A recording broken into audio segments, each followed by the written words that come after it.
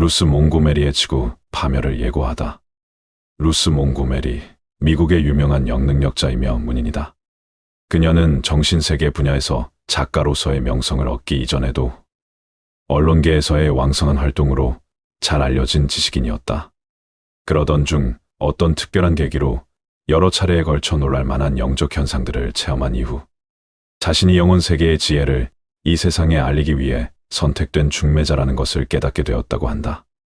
몽고메리의 예언은 주로 신명계의 지도령들이 전하는 메시지를 자동적으로 받아 적는 독특한 방법으로 이루어진다. 그녀가 매일 아침 명상 상태에서 타자기 위에 손을 가볍게 올려놓으면 신명계 지도령들의 영적인 자극에 반응하여 손가락이 자동적으로 움직이며 신명계의 메시지를 타이핑하게 된다고 한다.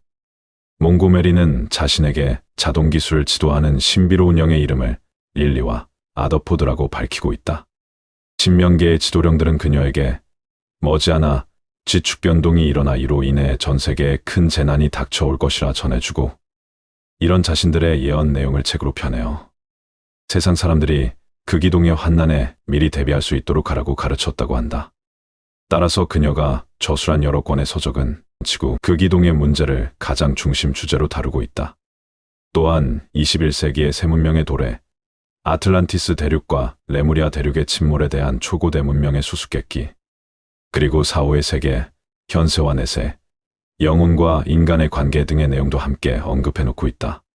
1960년대부터 1980년대 중반까지 15권이 넘는 저서를 펴낸 그녀는 심령 분야 및 지축 이동에 관련된 예언으로 미국을 대표하는 저명한 작가 중 한 명이 되었다. 몽고메리는 1950년 미국 워싱턴에 주재하는 각국의 신문과 방송과 통신, 특파원들의 친선 단체인 내셔널 프레스 클럽 회장으로 선출됐다. 1952년 미국의 점성술사인 진 딕슨의 예언을 칼럼으로 연재하기도 했다. 진 딕슨은 1963년 암살당한 미국 케네디 대통령의 죽음을 예언한 인물로 유명하다. 1960년대 후반 언론인을 그만두고 정신세계 분야에서 유명한 영능력자인 몽고메리는 현직 기자였던 1962년부터 사망하기 전인 1999년까지 17권의 저서를 펴냈다. 미국의 백악관과 국회의 사당을 비롯하여 독일, 아르헨티나, 이집트, 구소련, 폴란드, 쿠바 등 전 세계 취재 현장을 누빈 저명한 저널리스트였던 루스 몽고메리는 초자연적이고 심령적인 정신세계 분야에서 명성을 얻게 되면서 영능력자로서 삶을 살다 2001년 미국의 플로리다 나폴리 자택에서 사망했다. 그렇다면 그녀가 예언했던 지구 지축이동설과 관련하여 좀 더 소개하도록 하겠다. 몽고메리의 지도령은 극이동의 철학적 의미를 이렇게 명쾌하게 전해주고 있다. 지구는 진화의 단계에 있다. 극이동은 지구 성숙의 연장선상에서 일어나는 것이다. 지구의 극이동은 자연 섭리로서 지구 자체의 정화를 위한 필연적 과정이기 때문이다. 지축 변동은 피할 수 없으며 그 변동은 인간이 만들어낸 궁예와 탐욕스러운 영혼을 지구에서 깨끗이 쓸어내기 위해서는 꼭 필요한 과정이다. 지구의 극이동과 더불어 지상에 우리를 에워싸고 있는 야수성과 탐욕이 말끔히 청소될 것이며 인간 본성의 고결함이 드러나 새로운 차원의 문명이 번영하게 된다. 그때에는 음성이나 화상으로 의사를 전달하기보다는 영적인 방법으로 상호교류할 것이다. 즉, 그때는 텔레파시로 소통하는 시대가 도래한다. 몽고메리의 지도령은 또한 극이동 직전의 시간대를 인간이 어떻게 활용하느냐에 따라 미래의 삶의 방향이 정해진다고 강조하고 있다. 이는 많은 예언가들이 주장하는 시간의 흐름이 언제든지 달라질 수 있음을 의미한다. 좋은 방향으로 흘러간다면 불행한 사건이나 사고를 예언했지만 얼마든지 비껴갈 수 있다는 말인 것이다. 하여 행여 예언이 맞지 않는다 하여 사기꾼이나 예언 능력이 없다고 말하지 말라는 무언의 압력과도 같은 말이기도 하다. 어쨌거나 몽고메리 또한 인간이 어떻게 살아가는가에 따라 미래의 방향이 좌우된다고 하니 무조건 정해진 미래는 아니라는 말이다. 이어서 지축변화에 따른 대격변에 대하여 계속 이어가겠다. 불언간 들이닥칠 대변국은 지상 인간계만의 개벽이 아니라 천상 신명계와 우주 자연계까지, 즉 천지인 3개의 우주 질서가 근본적으로 재편되는 총체적 대개벽이다. 지구 극이동을 대비하기 위해 유사일의 전례가 없을 정도로 10명 개의 고급령들이 천상에서 인간계로 내려오고 있다고 몽고메리는 전해주고 있다. 이들은 신으로부터 직접 부여받은 큰 깨달음과 성견 지명을 가지고 있기 때문에 우리들에게 장래에 닥쳐올 위험에 대해 경고하고 육신의 생존뿐만 아니라 영적 측면의 궁극적인 개혁을 위해 무엇을 준비해야 하는가를 가르쳐 준다. 이로 미루어 보건대 천상의 영계에서는 이미 오래전부터 지구 극이동의 환난을 대비하기 위해 분주히 서둘러 왔음을 알 수 있다. 몽고메리는 극이동으로 인한 심한 기상이변은 점점 더 심해질 것이며 폭설, 폭풍, 홍수 등이 자주 발생하고 기온도 더욱 불규칙하게 변한다. 실제적인 지축 이동 전에 비록 짧은 순간이지만 두 가지의 특별한 경고가 있게 된다. 지중해 연안의 섬, 남아메리카, 캘리포니아에 산재한 오래된 화산에서 폭발이 일어나고 그 다음에는 악성전 연병이 번지게 될 것이다. 그 이후로 지구 대부분의 지역에서 짧게 전율하는 진동이 발생하고 북미, 아시아, 그리고 남아메리카의 광범위한 지역에서 유사일에 일찍이 없었던 커다란 해일이 일어날 것이다. 극이동 직전의 며칠 동안은 지구 전체가 마치 요람에 누워있는 아기를 달래듯이 진동하는 것처럼 느껴질 것이다. 지구가 흔들리는 것은 지축 변동의 시점이 가까워지고 있다는 증거이다. 흔들림이 있고 대략 6시간 내에 지축 변동이 일어난다. 그동안에 엄청난 기후 변화가 일어날 것이다. 오늘날 위도 50도에 위치하고 있는 북반구의 땅 덩어리들은 북위 25도 또는 20도의 지점으로 옮겨갈 것이다. 자연히 북반구의 한쪽은 적도를 향해 옮겨가겠지만 그 변동의 정확한 크기는 아직 알 수 없다. 만약 이 예언처럼 지축이 약 25도 정도 이동하면 그것이 지상에 미치는 충격의 파도는 가히 상상을 초월할 것이다. 전 지구가 요동치고 하늘과 땅이 제멋대로 춤추는 것처럼 보일 것이다. 몽고메리는 마치 영화의 한 장면을 보는 것처럼 극이동의 순간을 실감나게 묘사하고 있다. 낮은 지역에서는 지구가 공전궤도상에서 새로운 위치로 이동하는 순간, 머리 위에 있던 태양이 순간적으로 거꾸로 이동하는 것처럼 보일 것이다.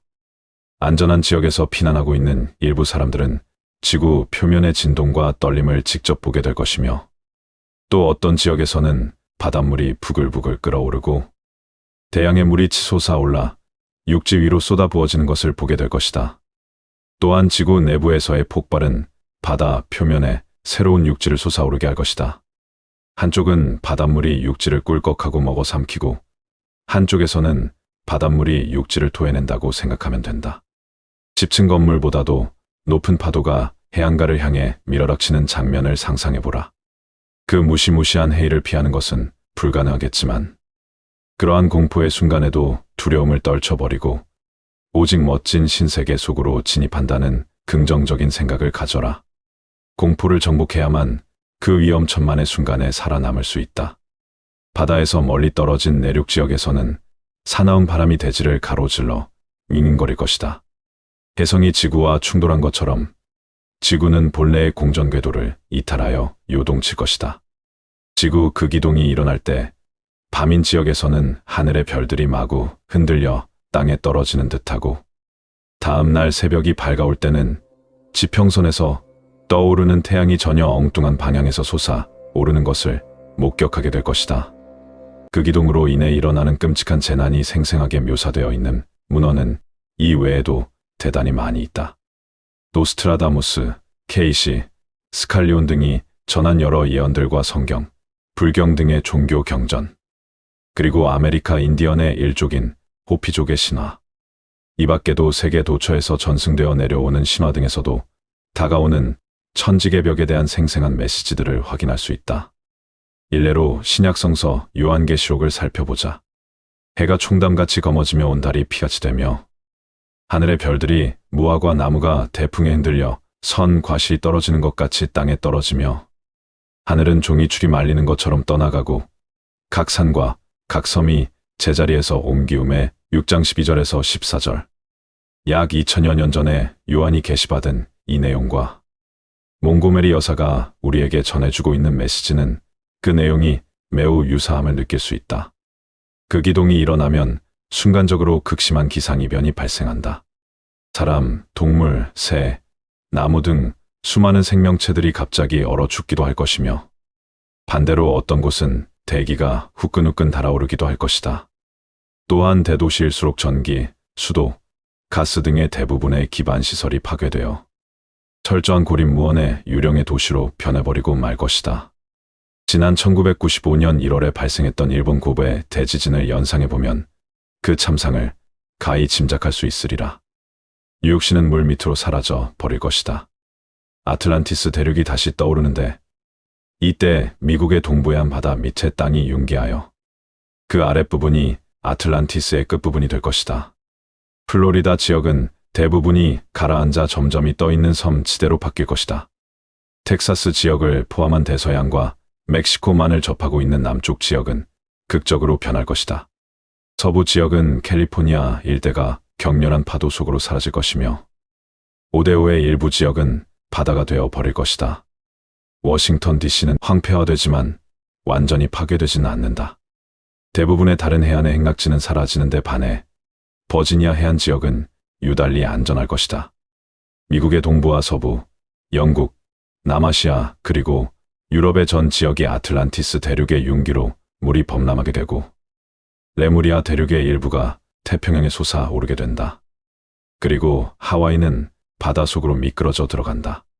그때 이 지역들은 더 차가운 기후로 변화하는 반면 러시아, 유럽, 캐나다, 북부 지역의 얼어붙은 불모지는 따뜻하고 습기 있는 땅으로 바뀌어 농경지가 되고 또한 동물들이 살아가기에 적당한 넓은 땅이 생긴다. 안전한 지역은 일반적으로 해안 지방에서 멀리 떨어진 곳이 될 것이다. 화산은 멕시코, 중미, 그리고 어디에서나 폭발할 것이므로 안전한 지역을 정확하게 예측하는 것은 어려운 일이다. 유럽은 구불구불한 해안선을 따라 많은 지역의 작은 항구와 저지대가 많아 문제가 있다. 스칸디나비아 반도는 더욱 넓어질 것이다. 영국은 바다 밑으로 사라질 것이며 네덜란드와 그 인근 해안 지역도 사라질 것이다. 러시아와 중국 북부 지역은 안전할 것이며 남반구 대륙의 일부 지역은 육지가 훨씬 넓어질 것이다. 새로운 남극은 남아메리카의 남쪽 부분이 될 것이며 새로운 북극은 태평양의 어느 곳이 될 것인데 정확한 위치를 지적하기는 어렵다. 그런데 극이동의 환난으로부터 살아남은 사람이 모두 새 세상을 맞이하는 것은 결코 아니다. 극이동을 전후하여 전 세계를 강타하는 초급성 괴질이 창궐하기 때문이다. 인류는 극이동의 환난과 더불어 이 가공스런 괴질을 극복해야만 비로소 새 하늘, 새 땅에서 새 문명을 건설하는 새 사람으로 새로 태어날 수 있다. 몽고메리는 미래 인류의 생활상을 비교적 소상히 전해주고 있다. 극이동 후에는 과거에 신으로 숭배되던 우수한 영혼들이 지구에 돌아와 살아남은 사람들이 신세계의 새 질서에 적응할 수 있도록 도울 것이라고 한다. 극이동 후 펼쳐지는 신시대는 인간 정신이 맑고 고결했던 초기 아틀란티스 시대 이래 최상의 기쁨과 행복의 시대가 될 것이다. 극이동의 시연기를 겪고 살아남은 사람들은 오늘날의 인간과는 다른 신체 구조를 가질 것이며 투쟁과 증오에서 해방되며 서로서로가 잘 되기를 도와주면서 절대자에게 순종하며 살아갈 것이다. 새로운 인류는 평화를 추구하고 영적인 성숙을 위해서 매진할 것이다. 새 시대의 사람들은 죽음 후의 생명의 존재의 의미를 깨닫고 물질로 되어 있든 에테르체로 되어 있든 그것은 단지 진동 수준의 차이뿐이란 것을 깨닫는다. 두 영역 물질계와 에테르계 즉 인간계와 영혼계 사이의 의사소통 장벽도 사라질 것이다. 이처럼 루즈 몽고베리에게 영으로 찾아와 극이동과 그에 따른 천지개벽에 대하여 자세히 알려주었다는 신비로운 영의 이름인 릴리와 아더포드의 예언은 과연 언제 이루어지게 될까? 다행히 좋은 흐름의 영향으로 커다란 환란은 비껴가고 좋은 세상이 빨리 찾아왔으면 좋겠다는 바람을 하며 오늘의 영상은 이만 마치도록 하겠다. 늘 부족한 영상 잊지 않고 시청해 주신 모든 분들에게 거듭 감사드리며 건강과 더불어 늘 행복한 일들만 가득하시길 바라겠다.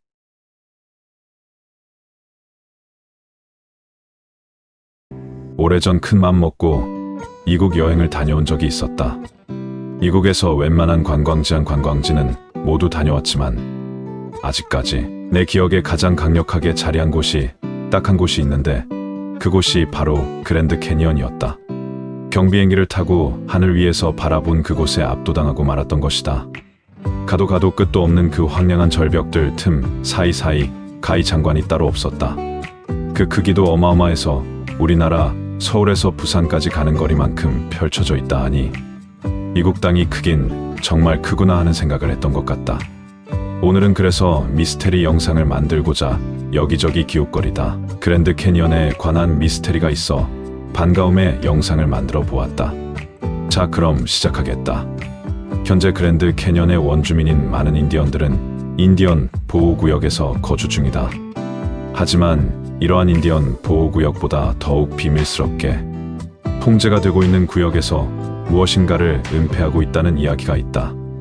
인디언 부족 중 한 부족인 호피족은 그들의 조상들이 그랜드 캐니언의 지하에 살았었다는 전설을 가지고 있다. 1909년 아리조나 가제트라는 언론에 그랜드 캐니언에 숨어있던 지하 도시가 발견됐다는 내용이 실린다. 탐험가인 킹케이드가 광물을 찾기 위해 콜로라도 강을 탐험하던 중 출입 통제 구역에서 수상한 동굴 입구를 발견하게 된다. 동굴 입구는 그랜드 캐니언 표면에서 450m가량 아래에 위치하고 있었으며 동굴 입구에서 약 1.6km를 들어가 수백 개의 방으로 이루어진 큰 규모의 지하 도시를 발견했다는 것이다. 자연적으로 만들어졌다기보다는 누군가가 인위적으로 만들어졌다고 추정되었으며 지하 도시 곳곳에서 구리와 금으로 만든 화병, 컵, 도자기, 곡물 저장고 또한 발견되었다. 또한 벽과 돌판, 항아리에서 여러 상형 문자들도 발견했다. 여러 방들 중 가장 큰 방에서 여러 구의 미라를 발견하기도 했다. 여기서 미스터리한 점은 미라들의 키들이 2.7m에 달한다는 것이다.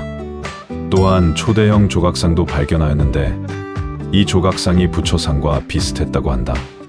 이러한 내용의 아리조나 가제트의 보도 이후 그랜드 캐니언의 지하도시 출입이 금지가 되었다.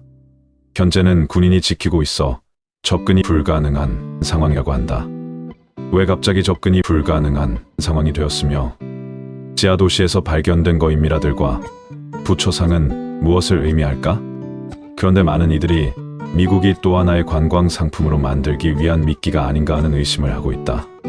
그렇지 않다면 왜 그곳을 통제하겠느냐는 것이다. 그것이 아니라면 세상에 알려줘서는 안 될 만큼의 커다란 무언가가 있을 것이라는 음모론자들의 끝없는 의구심을 자아내게 되었다. 일단 기사도 실제로 났었고 미국 입장에서는 이렇다 할 반박이 없으니 지하 세계가 실제로 존재하기는 하나보다. 그렇다면 아리조나 가제시 보도한 그랜드 캐니언의 죽음의 도시에 관한 기사 중 일부를 소개하겠다. 미국의 다른 원주민 부족들보다 여러 방면으로 뛰어난 문화를 가지고 있던 호피족 원주민들의 각별한 관심이 있던 킹케이드 박사는 어느 날 호피족의 주장과 고대 문명에 관한 이야기를 나누다 그랜드 캐니언 내부에 그들의 조상이 먼 옛날에 발견한 정체불명의 지하 도시가 있다는 말을 듣고 깜짝 놀라게 되었습니다. 거대한 바위산을 깎아 엄청난 금은보화를 숨겨놓은 고대인들의 보금자리라고만 알려진 죽음의 도시 이야기에 귀가 솔깃한 킹케이드 박사는 호피 원주민들이 지난 수천 년간 극비리에 보호해온 신성한 장소의 정확한 위치를 알고 있는 것을 알고 흥분을 감출 수가 없었습니다. 킹케이드 박사의 연구를 뒤에서 후원해준 스미소니안 박물관의 S.A. 조던 교수는 1908년 킹케이드 박사가 호피 원주민들의 도움을 빌어 죽음의 도시를 탐방하고 나오자 박물관의 많은 학자들을 데리고 직접 죽음의 도시를 탑사하게 되었습니다. 죽음의 도시는 당시 세계인들이 사용한 건축법이 아닌 고대 문명인들의 그의 건축법으로 지어졌다고 하며 작은 통로를 통해 수킬로미터를 땅속으로 걸어야 나온다는 죽음의 도시는 잘못 보면 지난 수천 년간 여러 문화권의 전설에 등장하는 지옥같이 보였습니다. 입구로부터 수킬로미터 떨어진 땅속으로 걸어 들어간 학자들은 죽음의 도시 내부에 어떻게 건설되었는지 알 수 없는 초대형 신전이 있는 것을 보았습니다. 신전에서 셀 수 없이 많은 양반다리를 하고 앉아 양손에 평온히 연꽃을 들고 있는 모습을 가진 불상들과 금은 보화로 만들어진 장신구들을 목격한 학자들은 불상들의 얼굴이 모두 동양 사람인 것을 확인하고 시대를 알 수 없는 시기의 동양인들이 먼저 미국 대륙에 생존했던 사실을 깨달은 뒤 깜짝 놀라게 되었습니다. 신전을 건너 납골당을 찾은 학자들은 문제의 납골당의 숫자를 셀 수 없이 많은 고대인들의 미이라가 있는 것을 보고 알 수 없는 시기에 적어도 5만 명의 사람들이 문제의 도시에 함께 살았던 흔적을 찾게 되었습니다. 1909년의 아리조나 가젯의 기사 이후 다시는 신문과 학계에 거론되지 않은 죽음의 도시 이야기는 현대 고고학의 20세기 최초 미스테리로 남게 되었고, 이를 발견하고 직접 탐험한 킹케이드 박사와 조단 교수 등의 이름은 다시는 신문과 학계 등에 거론되지 않았다고 전해집니다. 오래전 그랜드 캐년에 거대한 지하 도시를 건설하고 생존했던 아시안들은 과연 어느 시대, 어느 문명권에 속했던 인류들일까요? 그리고 그들의 고대 문명 유적지에 관한 정보는 왜 후에 공개가 되지 않았을까요? 여기서 개인적인 궁금증이 생기고 말았다. 무엇보다 미스테리한 것은 키들이 2.7m에 달한다는 그들은 과연 누구란 말인가? 역사서를 봐도 이 정도의 키를 가진 민족은 거의 보지 못했고, 성경 속 네피림은 이보다 훨씬 큰 거인 쪽으로 알고 있었기에 그들은 결코 아닌 듯하다. 그렇다면 혹시 우리가 흔히 이쯤에서 던지는 화두인 외계인이 아닐까?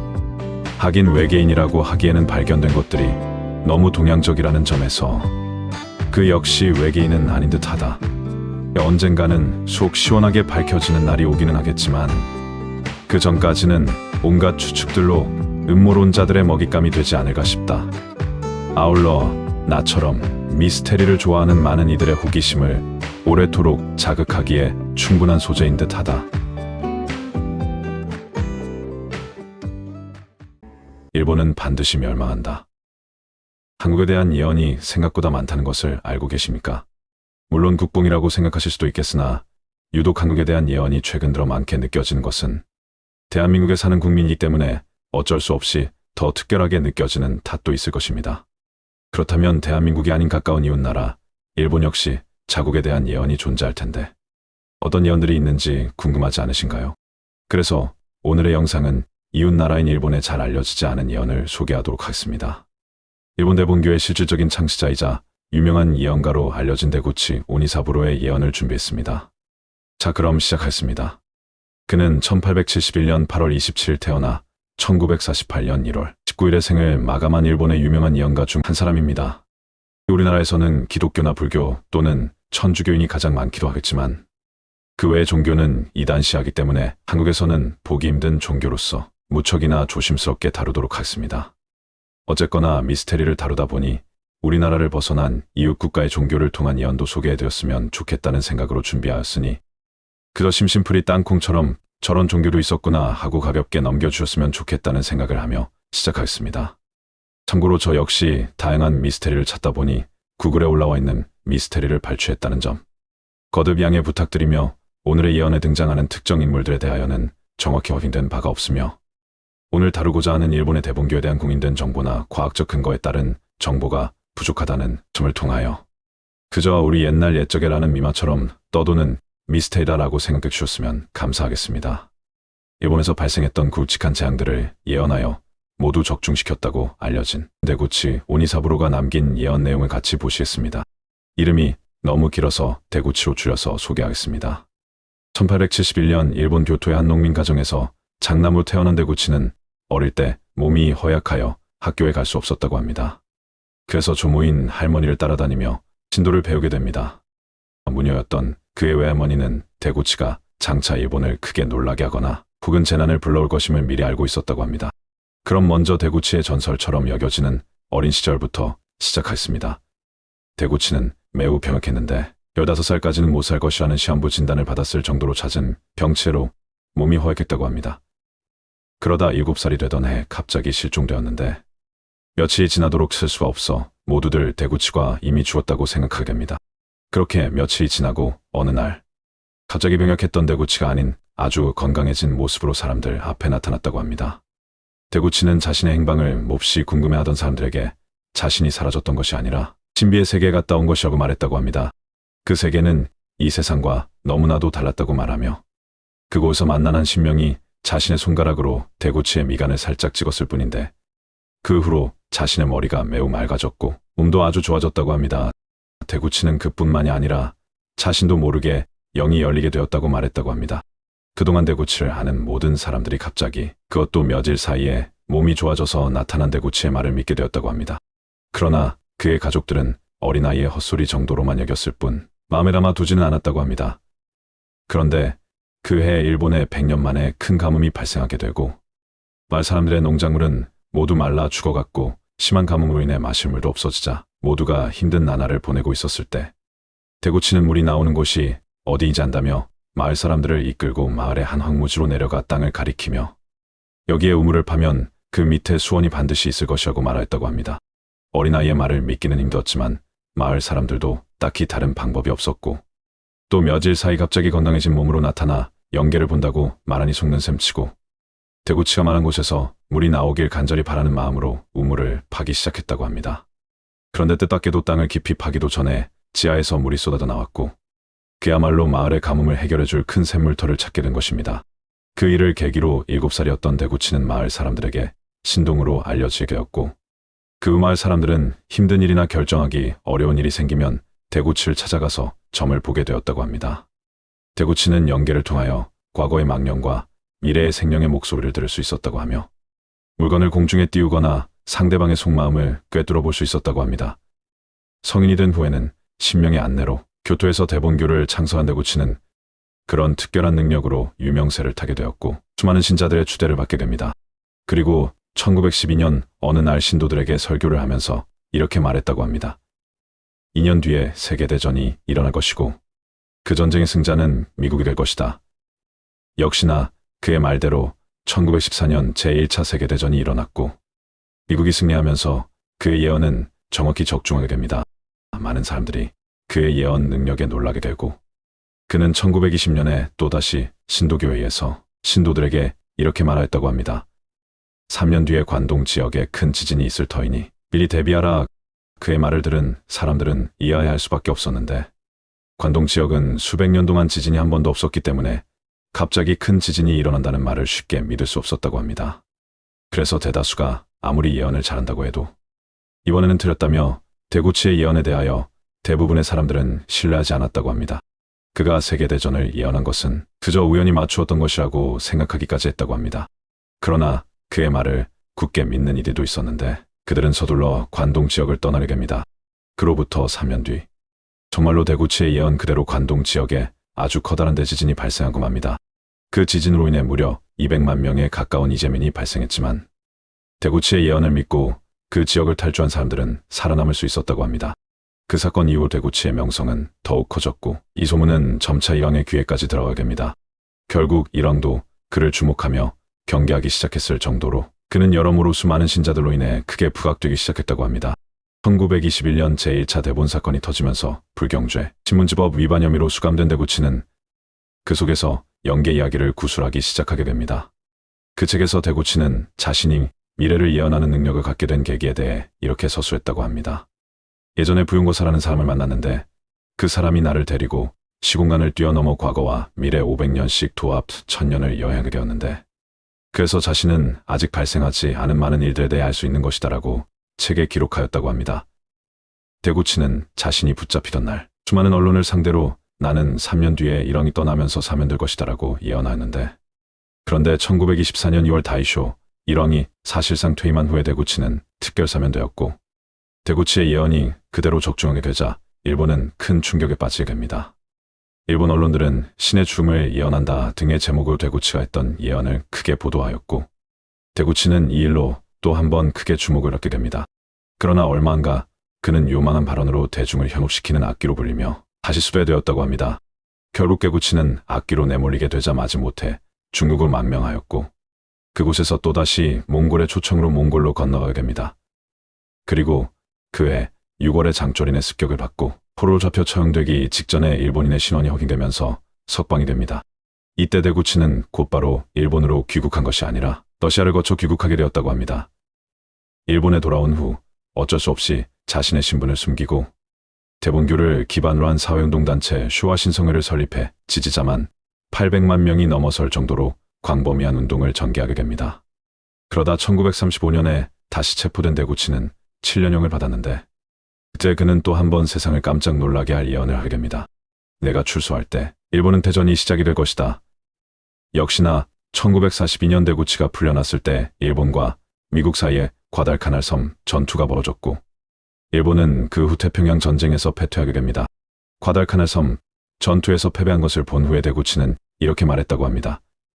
일본의 더 큰 실패는 뒤에 있다. 이번에도 일본의 미래를 예언한 것이 정확하게 들어맞자 일왕도 대구치의 신비로운 능력을 믿은 듯 그를 급하게 불러들이게고 그는 일왕을 만난 자리에서 일왕에게 하루빨리 항복하라고 말하며 일본은 반드시 패망할 것이기 때문에 쓸데없는 항쟁을 하지 말라고 충고했다고 합니다. 또한 항복하지 않으면 조만간 히로시마와 나가사키의 지옥 같은 재앙이 닥칠 것이라고 말하자 그 말을 들은 일왕에게 호통치듯 혼나며 대구치는 그대로 쫓겨났다고 합니다. 결국 일본은 연이은 패전에서도 끝까지 버티다가 1945년에 히로시마와 나가사키의 원자 폭탄으로 쑥대밭이 됩니다. 후에 일본에 주재하고 있던 메가더 장군이 대구치에 대한 소문을 듣고 급기리에 대구치를 불러 미국과 그에 대해 물었다고 한데 두 사람의 구체적인 대화는 미국 최고 기밀로 분류되었기 때문에 알 수가 없다고 합니다. 훗날 메가더 장군은 일본의 형법을 개정하였고 대구치를 석방해 주었는데 대구치는 석방된 후 얼마 지나지 않아 향년 78세의 나이로 사망하였다고 합니다. 대본교의 일부 신도들은 대구치가 살아생전 남겼던 81권의 책을 통한 미래의 일본에게 남긴 예언들을 6가지로 정리하여 세상에 공개합니다. 첫 번째 예언입니다. 일본에 의해 묶인 한 마리 작은 용이 한바탕 큰 불이 꺼짐에 따라 다시 새롭게 본래의 모습으로 돌아간다. 또한 다시금 가장 중요한 바다의 교량이 될 것인데 그 시간은 돌아간 곳에 해협 문제가 해결된 후 3년이 되는 해일 것이다. 두 번째 예언입니다. 토기와 사람은 다시 달에 갈 것이다. 그러나 이번에 다시 가는 것은 몇십 년 전의 태양신이 아닐 것이고 몇천 년 전에 존재했던 신기한 알약일 것이다. 세 번째 예언입니다. 과거의 신화는 사실로 바뀔 것이며 신의 혈통에 관한 거짓말들은 모두 들통날 것이다. 네 번째 예언입니다. 거리를 걷는 것들은 모두 금속으로 된 뼈를 가지고 있는 꼭두각시들일 것이며 진정한 인류는 전신이 모두 포장된 채 액체로 가득 찬 관 속에 누워 꼼짝도 하지 못하게 될 것이다. 다섯 번째 예언입니다. 일본의 하늘은 붉은색으로 뒤덮일 것이며 대지는 끊임없이 우르릉거릴 것이고 재난이 온 나라를 뒤덮을 것이다. 열도는 펄펄 끓는 국물에 둥둥 떠다니는 나무잎처럼 떨리다가 침몰할 것이며 결국 일본은 세계에서 완전히 사라질 것이다. 그 시간은 청세경이 검은색 국기를 삼킨 후에 5년이다. 마지막 여섯 번째 예언입니다. 미래 세계는 총성 없는 전쟁으로 멸망할 것이며 그로 인해 전 세계인의 80에서 90%가 죽을 것이지만 그중 일부는 천국에 갈 것이다. 2020년부터 2030년 사이에 일본은 그동안 겪어보지 못한 대재앙을 겪게 될 것이다. 하늘은 핏빛으로 물들 것이며 땅 위의 초목들은 자라지 못할 것이고 대지는 찢어지고 파괴될 것이다. 수많은 일본인들이 이 재난으로 세상을 떠날 것인데 그 재앙은 세계 종말의 모습과 견줄 수 있을 정도일 것이다. 그 어느 예언보다 직설적이고 상세하게 다루어진 대구치의 예언 6가지를 소개해드렸습니다. 일본인으로서 일본의 완전한 멸망을 예언했다는 것이 흥미롭습니다. 문제는 일본의 멸망이 일어나는 시기에 대해 청세경이 검은색 국기를 삼킨 이후 5년이 한 것이 2023년이 검은 토끼의 해였고 2024년이 청룡의 해입니다. 그렇다면 파란 용의 해인 올해인 2024년이 지난 후부터 5년 동안을 계산하면 2029년이 한 것인데 요즘 들어 일본에 큰 재난이 일어났던 것이 심상치 않은 징조라고 느끼신 분들도 계셨을 것 같습니다. 일부 일본인들도 대구치의 예언이 정말로 적중한 것은 아닌가 하며 불안에 떨기도 한다고 합니다. 물론 그저 흔한 예언으로 치부하는 훨씬 많은 대다수의 사람들이 아무렇지 않은 모습으로 살아가고 있겠지만 그동안의 대구치의 예언들이 사실이라고 한다면 마냥 코웃음 치기에는 살짝 두렵기도 할 것 같습니다. 오늘은 이렇게 대한민국이 아닌 이웃나라 일본의 예언을 소개해드렸습니다. 그러고 보니 한국에 대한 예언들은 모두가 밝고 희망찬 예언들이 대부분인데 반해 일본의 예언은 암울하고 세계 지도에서 없어진다고 하니 대한민국에서 태어나길 정말 축복이구나라는 생각을 하며 오늘의 영상을 마치도록 하겠습니다. 감사합니다. 세상에 존재하는 놀라운 희소병 3가지. 첫 번째, 피부에 물이 닿으면 두드러기가 생기는 희귀한 병. 첫 아이를 낳고 갑작스럽게 물 알레르기를 앓게 된 영국 여성의 사연이 화제다. 첼은 피부에 물 한 방울만 닿아도 빨갛게 부어오르고 고통을 호소한다. 몸에 물이 닿으면 고통스러운 탓에 목욕은 2, 3분 안에 끝내야 하고 비가 오는 날은 밖에 나가지 못한다. 물 알레르기는 수성 두드러기라고 부르는데 전 세계에서 약 30명 정도만 가지고 있는 희귀 질환이다. 아직 정확한 증상의 원인을 찾지는 못했으나 물에 용해된 물질이 피부에 들어가 면역 반응을 일으킨 것으로 추정하고 있다. 물의 온도와 종류에 상관없이 물이 닿은 피부 부위는 빨갛게 부풀어 오르고 물집이 생긴다. 심지어 눈물을 흘려도 알레르기 증상이 나타난다. 물 알레르기를 겪는 한 소녀는 마치 피부를 사포로 긁는 것 같고 불에 타는 느낌이다라고 설명하기도 했다. 물을 마시는 것은 괜찮은 사람이 있지만 극소수는 차가운 수돗물을 마시면 알레르기 증상이 나타나기도 한다. 아직 명확한 치료법도 없다. 알레르기 반응이 생겼을 때 항히스타민제를 먹어서 일시적으로 증상을 완화하는 방법이 있지만 계속 먹으면 내성이 생겨 횟수를 조절해서 먹어야 한다. 물 알레르기가 있는 환자들은 최대한 물과 접촉을 피하고 샤워의 경우 차가운 물에 몇 분간 빠르게 씻는 등 생활 수칙을 지키며 살아가고 있다. 두 번째, 몸에서 철사가 자라는 희귀한 병. 인도네시아 깔리만탄 섬에 사는 40세 여인의 가슴과 배에서 철사가 자라고 있다. 맨 처음 철사가 나왔을 때는 대학생 시절 1991년부터였다고 한다. 어느 날 갑자기 배에서 나온 철사는 일주일이 지나면서 저절로 풀어졌다고 한다. 일주일 동안 10에서 20cm가 자라 나왔으며 최근 6개월 전부터는 철사가 계속 자라고 있다고 한다. 누르 여인은 평소 집에 있을 때 옷을 입지 않지만 손님이 오면 할 수 없이 옷을 입는다. 옷을 입었을 때 철사가 옷에 닿으면 온몸이 저리고 심한 통증을 느낀다고 했다. 항상 엎드려 옷이 철사에 안 닿도록 조심하며 또 의자에 앉을 때도 어깨를 매우 구부려 앉는다고 일간지는 전했다. 철사가 계속 자라나와 누르의 오빠가 그 철사를 잡아 당겨보았다. 그랬더니 철사가 오히려 몸속으로 더 들어가 버렸다고 한다. 엑스레이 촬영에서는 수십 개의 철사들이 누르의 뱃속에 있는 것을 확인할 수 있었다. 답답한 누르 여인은 수술도 해보았다. 4명의 전문의 의사가 수술을 할 때 오빠가 함께 수술을 지켜보았다고 했다. 의사들은 뱃속의 철사들이 마치 살아 움직이는 것처럼 이리저리 돌아다닌다고 했다. 철사 찾기가 힘들자 의사들은 자석을 이용하여 철사를 다 끄집어냈다. 하지만 수술한 지 일주일이 지나자 다시 철사가 자라났다고 한다. 뱃속에서 자라나온 이 철사는 끝이 뾰족하여 못바늘처럼 생겼으며 색깔도 검은색이다가 노란색이다가 갈색으로 변한다고 누르의 오빠가 말했다. 철사들을 없애기 위해 누르는 여러 가지 방법을 써보았다. 수술은 물론이고 전통 약초도 먹어보고 이름난 점쟁이들을 찾아가 보았지만 아무 변화가 없었다고 했다. 그 여인은 독실한 이슬람교인이며 나는 남에게 저주받을 일도 하지 않았는데 왜 이런 고통을 받으며 살아야 하는가? 또 먹어도 변화도 없는 의사가 주는 약을 먹어야 하나 말아야 하나 하는 생각이 가득하다고 일간지에서는 밝혔다. 세 번째, 인도네시아 나무인간. 희소병으로 손과 발이 나무 뿌리처럼 변해 나무인간이란 별명을 얻은 인도네시아인 데데 꼬스와라 씨의 몸에 사마귀가 빠른 속도로 자라 다시 수술대에 올랐다고 관영 안타라 통신이 13일 보도했다. 데데는 온몸에 사마귀가 나무 껍질처럼 증식해 지난해 8차례 수술을 통해 13.2kg의 사마귀를 제거했으나 다시 온몸을 뒤덮은 사마귀로 인해 거동이 불편해져 전날 제거 수술을 받게 됐다. 서부자바 주도 반둥에 위치한 하산 사디킴 병원의 담당의사 라흐마티나따는 이번 수술에서 1.4kg의 사마귀를 제거했다며 계속 자라는 사마귀를 3개월에서 4개월에 한 차례씩 제거하는 것이 고통을 덜어주는 유일한 방법이라며 현재로서는 다른 치료 방법이 없다라고 설명했다. 데데는 지난해 수술 받은 후 연피를 잡을 수 있을 정도로 상태가 호전됐었다.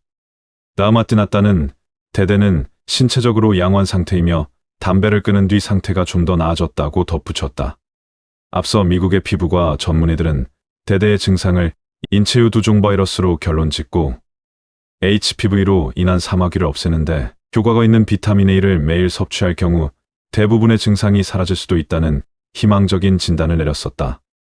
대대는 15살 때 상처를 입은 후 손발에 사마귀가 돋아나기 시작해 한 해 5cm나 자랐으며 지난해 8월 첫 수술을 하기 전에는 혼자 목욕조차 할 수 없는 상태였다. 몸이 불편해 가족을 부양할 수 없게 되자 아내도 떠나 두 자녀와 함께 어렵게 살고 있다. 이와 같은 희소병을 앓고 있는 또 다른 방글라데시 남성이 극심한 통증에 시달린 끝에 차라리 양손을 절단해달라고 요구했다는 사연이 공개됐다. 나무인간으로 알려진 방글라데시 아불 바잔다르는 24일 AFP 통신에 더는 고통을 참을 수 없고 밤에도 잘 수가 없다며 다소나마 고통을 덜기 위해 의사에게 양손을 잘라달라고 요청했다고 말했다. 바잔다르는 2016년 사마귀 표피 형성 이상 증을 앓는 모습이 언론에 공개되면서 나무인간으로 널리 알려졌다. 방글라데시 남서부 쿨라에서 인력거꾼으로 일하던 바잔다르는 10대 초부터 손에 사마귀가 나기 시작, 양손 전부와 양발 상당 부분이 나무 껍질처럼 변했다. 이로 인해 노동은 물론 혼자 식사와 양치도 할 수 없게 됐다. 이 질병은 세계적으로 보고된 환자 수가 몇 명 안 될 정도로 희소질환이다. 이 병은 면역 체계 이상으로 인유두종 바이러스에 대한 민감성이 높아지면서 발현하는 것으로 알려졌다. 나무 껍질 같은 사마귀가 자라 손발을 뒤덮는 게 대표적인 증상이다. 이 같은 사연이 알려지자 방글라데시 정부가 비용을 모두 부담하기로 했고 바잔다르는 수술을 받았다. 수술 후 그의 손은 거의 일반인과 비슷한 수준으로 회복했으며 일상활동까지 가능해졌다. 문제는 이후 병이 빠르게 재발, 다시 과거와 같은 상황에 부닥쳤다는 점이다. 2016년 이후 25차례나 수술을 받았지만 결국 제자리로 돌아온 셈이었다. 바잔다르는 외국에 가서 더 나은 치료를 받기를 바라지만 비용을 감당할 수 없다고 말했다. 여기에 최근 증상이 더 나빠지고 질병으로 인한 통증까지 극심해지자 차라리 손을 절단하는 게 낫겠다는 생각까지 하게 된 것이다.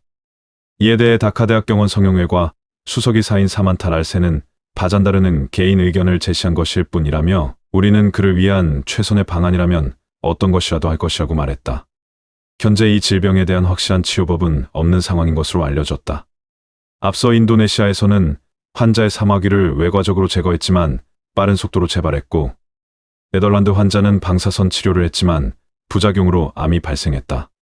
그렇다면 이렇게 고통스러운 질병은 언제쯤 치료제가 나올까? 하루빨리 좋은 치료제가 나와서 누구나 고통 없이 행복한 삶을 누렸으면 좋겠다는 생각을 하며 오늘의 영상을 마무리 짓겠다. 한국의 미스테리 500년 된 신비한 우물. 어느 나라나 마찬가지겠지만 우리나라에도 나라의 구군을 알려주거나 막아준다는 전설이 많다. 그 일례로 큰 일이 닥칠 때마다 땀을 흘려 중대한 사건을 미리 알린다고 전해지는 사명대사의 밀양표충비가 있는데 이 밀양표충비는 임진왜란 당시 승병장이었으며 종전 이후 일본에 건너가 포로로 끌려간 조선인들을 환국시킨 사명당 송은대사 유정의 충절을 기리기 위한 비석이다. 일명 사명대사비라고 불리기도 한다. 또한 강원도 삼척시 정상동 육향산에 있어 동쪽의 피해를 막아주고 재앙을 물리쳐 퇴조비라고도 불리우는 허묵선생의 척주동해비 등이 있는데 이처럼 우리나라에는 유독 미래를 예언하거나 나쁜 애군을 막고 물리쳐주는 비석 또는 신비한 문화유적이 생각보다 많다. 오늘 소개해드릴 신비로운 미스테리 중 하나인 500년이나 된 신비한 우물을 소개해드리겠다. 이 우물은 현재 약 50여 가구가 모여 사는 작은 마을, 충북 증평군 사곡리 사척마을에서 마을 주민들이 공동으로 사용하는 우물이다. 버드나무 틀을 설치하고 그 위에 돌을 쌓아 올린 500년 전의 조선시대 우물 모습을 오늘날에도 그대로 유지한 이 우물은 1456년 조선 세조 때 만들어진 것으로 알려져 있다. 그러나 이 우물에는 믿기지 않을 만큼 신비로운 전설이 하나 내려온다. 이 놀라운 우물은 낮은 구릉 지역 산자락의 북향으로 자리한 사척마을의 한가운데에 위치해 있다. 이 우물은 오랜 기간 마을의 공동 우물로 사용되어 왔으며 2008년 충청북도의 기념물 제143호로 지정될 정도로 그 역사와 가치가 뛰어난 지역의 상징이기도 하다. 아름드리 굽은 버드나무, 네 토막으로 육각형의 틀을 설치하고 그 위에 석축을 쌓아 올려 제작된 이 우물은 독특한 점으로는 일반 우물의 1.5배나 될 정도로 그 크기가 장대한 것이 특징이다. 마을 주민의 증언에 따르면 조선시대 때부터 원형을 유지한 이 우물은 곁에 있는 큼직한 버드나무까지도 무르지만 썩지 않은 것이 조선시대 때부터 쭉 이어져 온 것이라고 한다. 흥미로운 점은 가뭄이나 장마철에도 그 수심 3m가량을 꾸준히 유지하며 여름에는 차갑고 겨울에는 비교적 따뜻한 수온을 유지하며 마치 마을 사람들의 삶을 보살피듯 적절한 물의 양과 물의 온도를 지속적으로 유지한다는 점이다. 하지만 여기까지는 여느 우물보다 조금 신비롭기는 하나 그렇다고 딱히 이상하다 할 만큼까지는 아니다.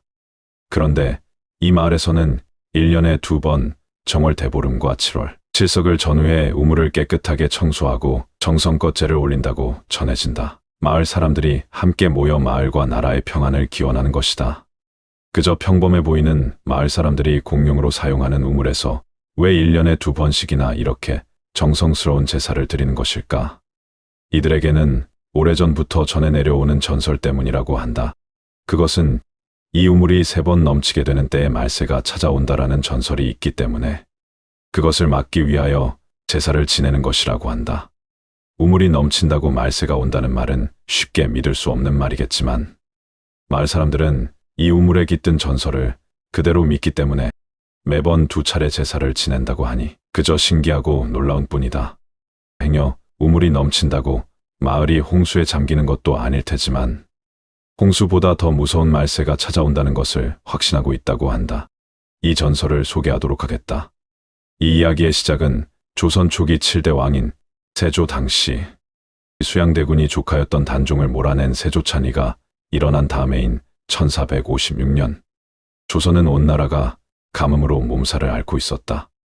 이때 한 스님이 지금의 충북 사곡리 마을을 지나다 심한 갈증으로 길을 이어갈 수 없자 마을에 들려 한 여인에게 물을 한 잔 부탁하게 되었다고 한다. 그러자 여인은 마침 길어다 놓은 물이 다 떨어진 상황이라고 스님에게 상황을 설명하고는 직접 물동이를 이고 물을 길어오겠다며 집을 나선다. 그렇게 여인이 나간 후 스님은 대청 마루에 앉아 한숨을 돌리고 있었지만 물을 기르러 간 여인이 한참이 지나도 돌아오지 않았다고 한다. 스님은 다소 의아해하였으나 먼 길을 걸어오느라 지치기도 하였고 잠시 휴식을 취할 겸 대청마루에 계속 앉아 있었으나 몇 시간이 지나도록 여인은 돌아오지 않았다. 그래도 스님은 사연이 궁금하고 호기심도 나서 집을 지키며 기다렸다고 한다. 마침내 해가 질 무렵이 되어서야 여인이 땀을 뻘뻘 흘리며 무거운 물동이를 이고 집으로 돌아왔고 여인은 스님에게 서둘러 물 한 잔을 전할 수 있었다고 한다. 고마운 마음으로 물 바가지를 건네받은 스님은 시원한 물 한 잔의 갈증을 달래고는 고맙다는 말과 함께 안악에게 늦어진 사연을 묻게 되었는데 그러자 여인은 마을에는 샘이 없어 10리쯤 떨어진 개울가에 가서 길러오느라 늦었다고 늦어진 사연을 스님에게 말하게 된다. 가뭄 때문에 마을 근처의 물은 모두 말라버렸기 때문에 자신을 위해 심이나 되는 먼 길을 무거운 물동이를 이고 다녀온 여인의 마음에 감동한 스님은 그냥 길을 나설 수가 없었고 여인의 고마움에 답례를 하고자 마당 이곳저곳을 자신의 지팡이로 두들겨 보았다.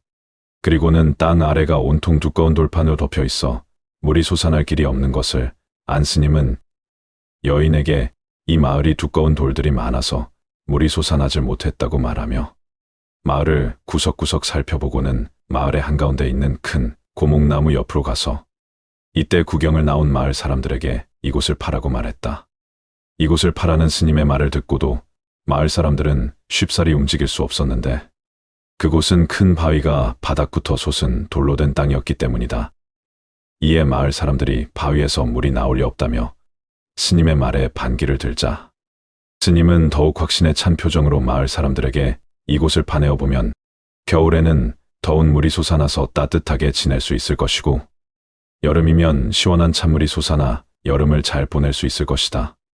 뿐만 아니라 앞으로 아무리 큰 가뭄이 와도 이곳에 물은 마르지 않을 것이며 굳은 장마철에도 이곳의 물은 넘치지 않아 마을에 해를 입히지 않을 것이라는 스님의 말에 보통 스님은 아니라는 강한 확신이 느껴진 마을 사람들은 스님을 믿고 돌바닥으로 이루어진 마을 한복판을 파내려 가기 시작했다. 무려 닷새를 파내려 갔을 무렵 드디어 바위 틈에서 물이 솟아나기 시작했고 이윽고 맑고 깨끗한 물이 쏟아져 나와 지금까지 파낸 깊은 틈이 모두 물로 차오르기 시작했다. 마을 사람들은 기쁨의 환호성을 질렀고 마을은 축제 분위기로 가득 찼다. 하지만 스님은 매우 엄숙한 표정으로 마을 사람들에게 이렇게 전했다고 한다. 앞으로 이 우물은 가뭄이나 홍수에도 마르거나 넘치지 않을 것이다. 그러나 만약 이 우물에 물이 넘치는 날에는 나라에 큰 환란이 있을 것이다.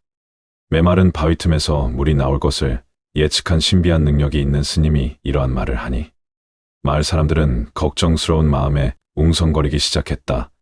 스님은 곧 이어 이렇게 말했다.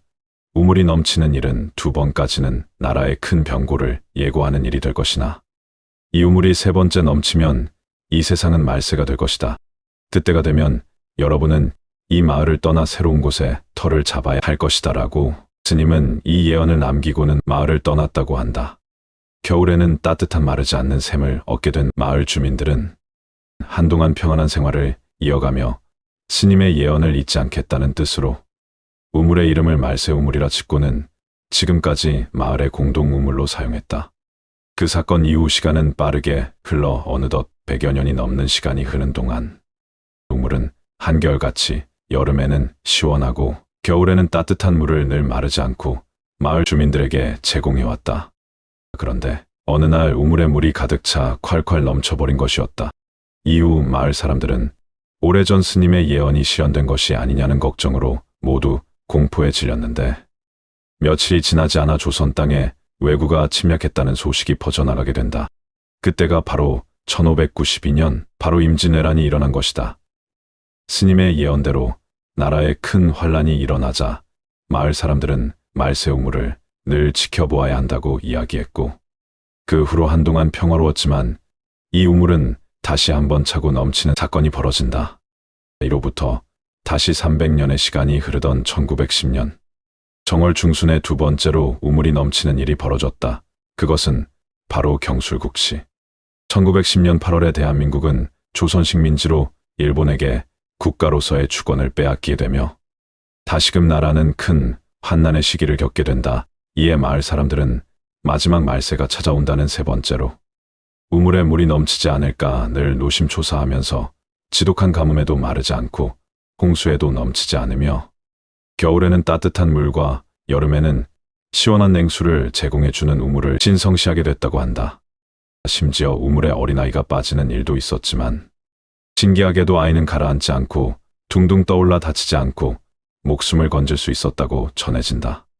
1947년에는 우물 하단에 석출이 깨져서 보수공사 차원에서 우물의 형상을 훼손하는 일이 발생했는데 이때 마을에 기이한 일이 발생했다고 한다.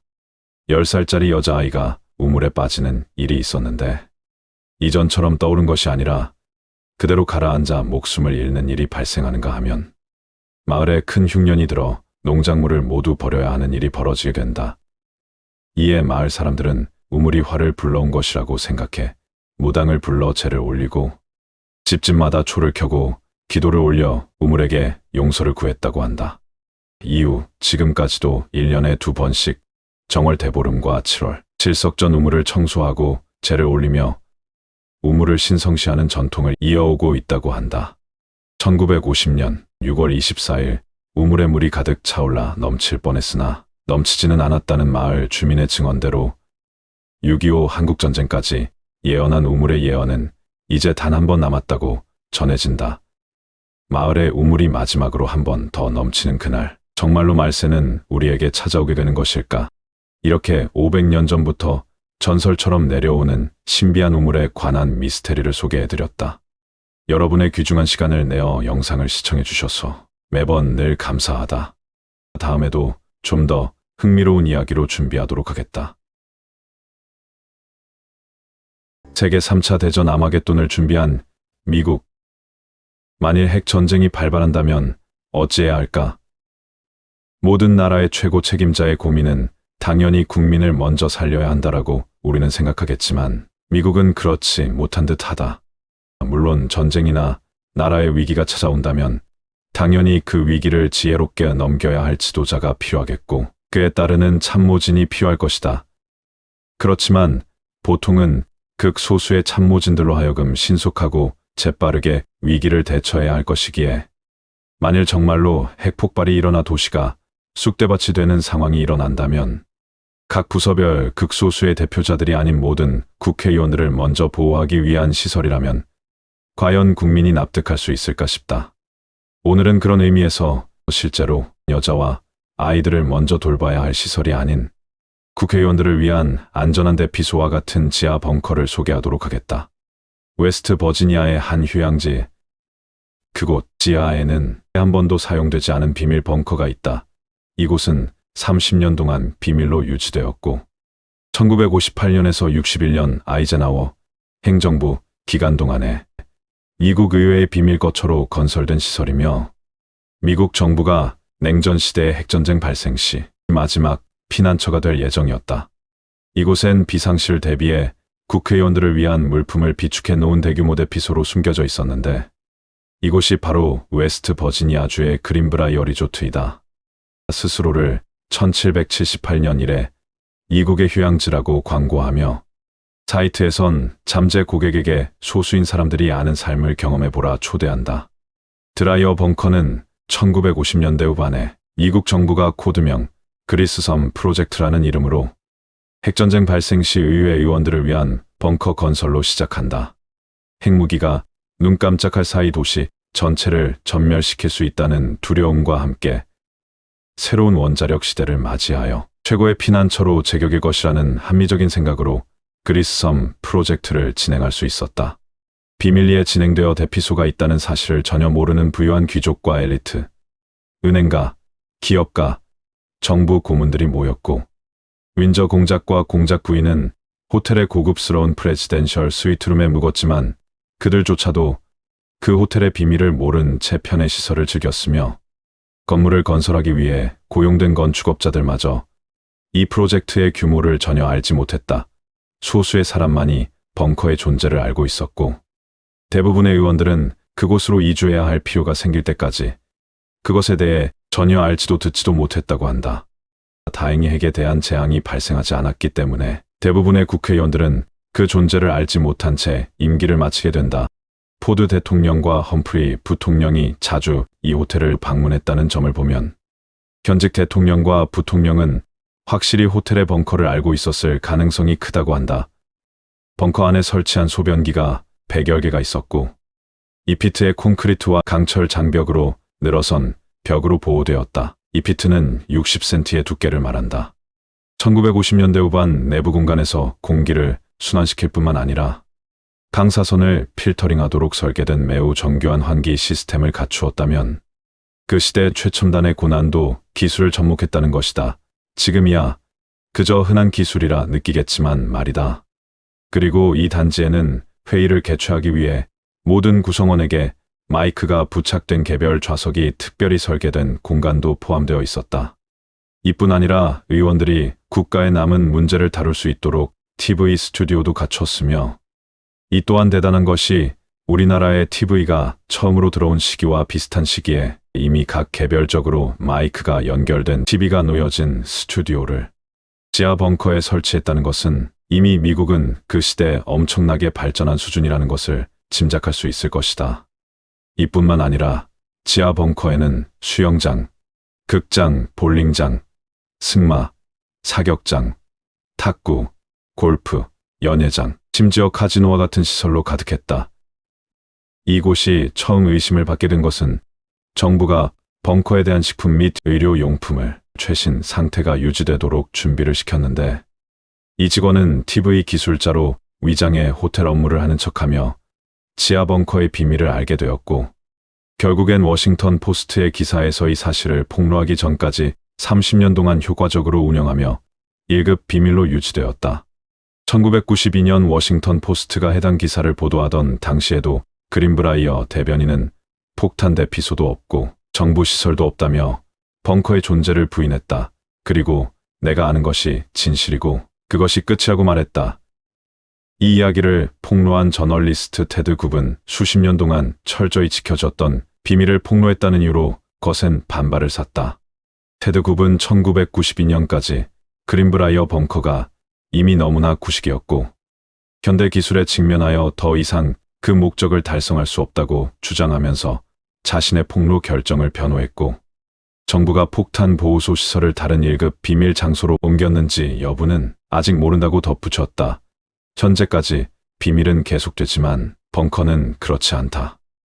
그린프라이어 벙커 투어를 누구나 할 수 있도록 개방했으며, 핵폭발을 견딜 수 있는 방사능 방지시설과 153개의 객실을 갖춘 44개의 개별 장소와 부엌엔 60일 동안의 식량이 비축되어 있었고, 국회의원을 위한 수면 공간용 금속기층 침대를 갖춘 18개의 기숙사가 있었고, 각각 60명을 수용할 수 있다.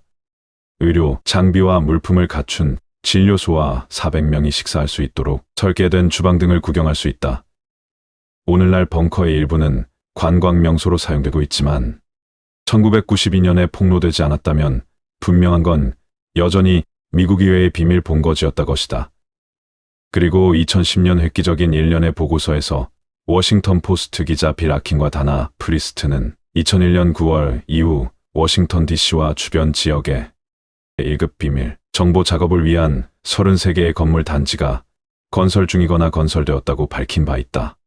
이젠 그 비밀 벙커가 다른 곳에 있을 가능성이 높지만 소수의 사람들만이 어디에 있는지 알 것이고, 기자 빌 아킨도 그 중 한 명인데 그는 말하지 않는다.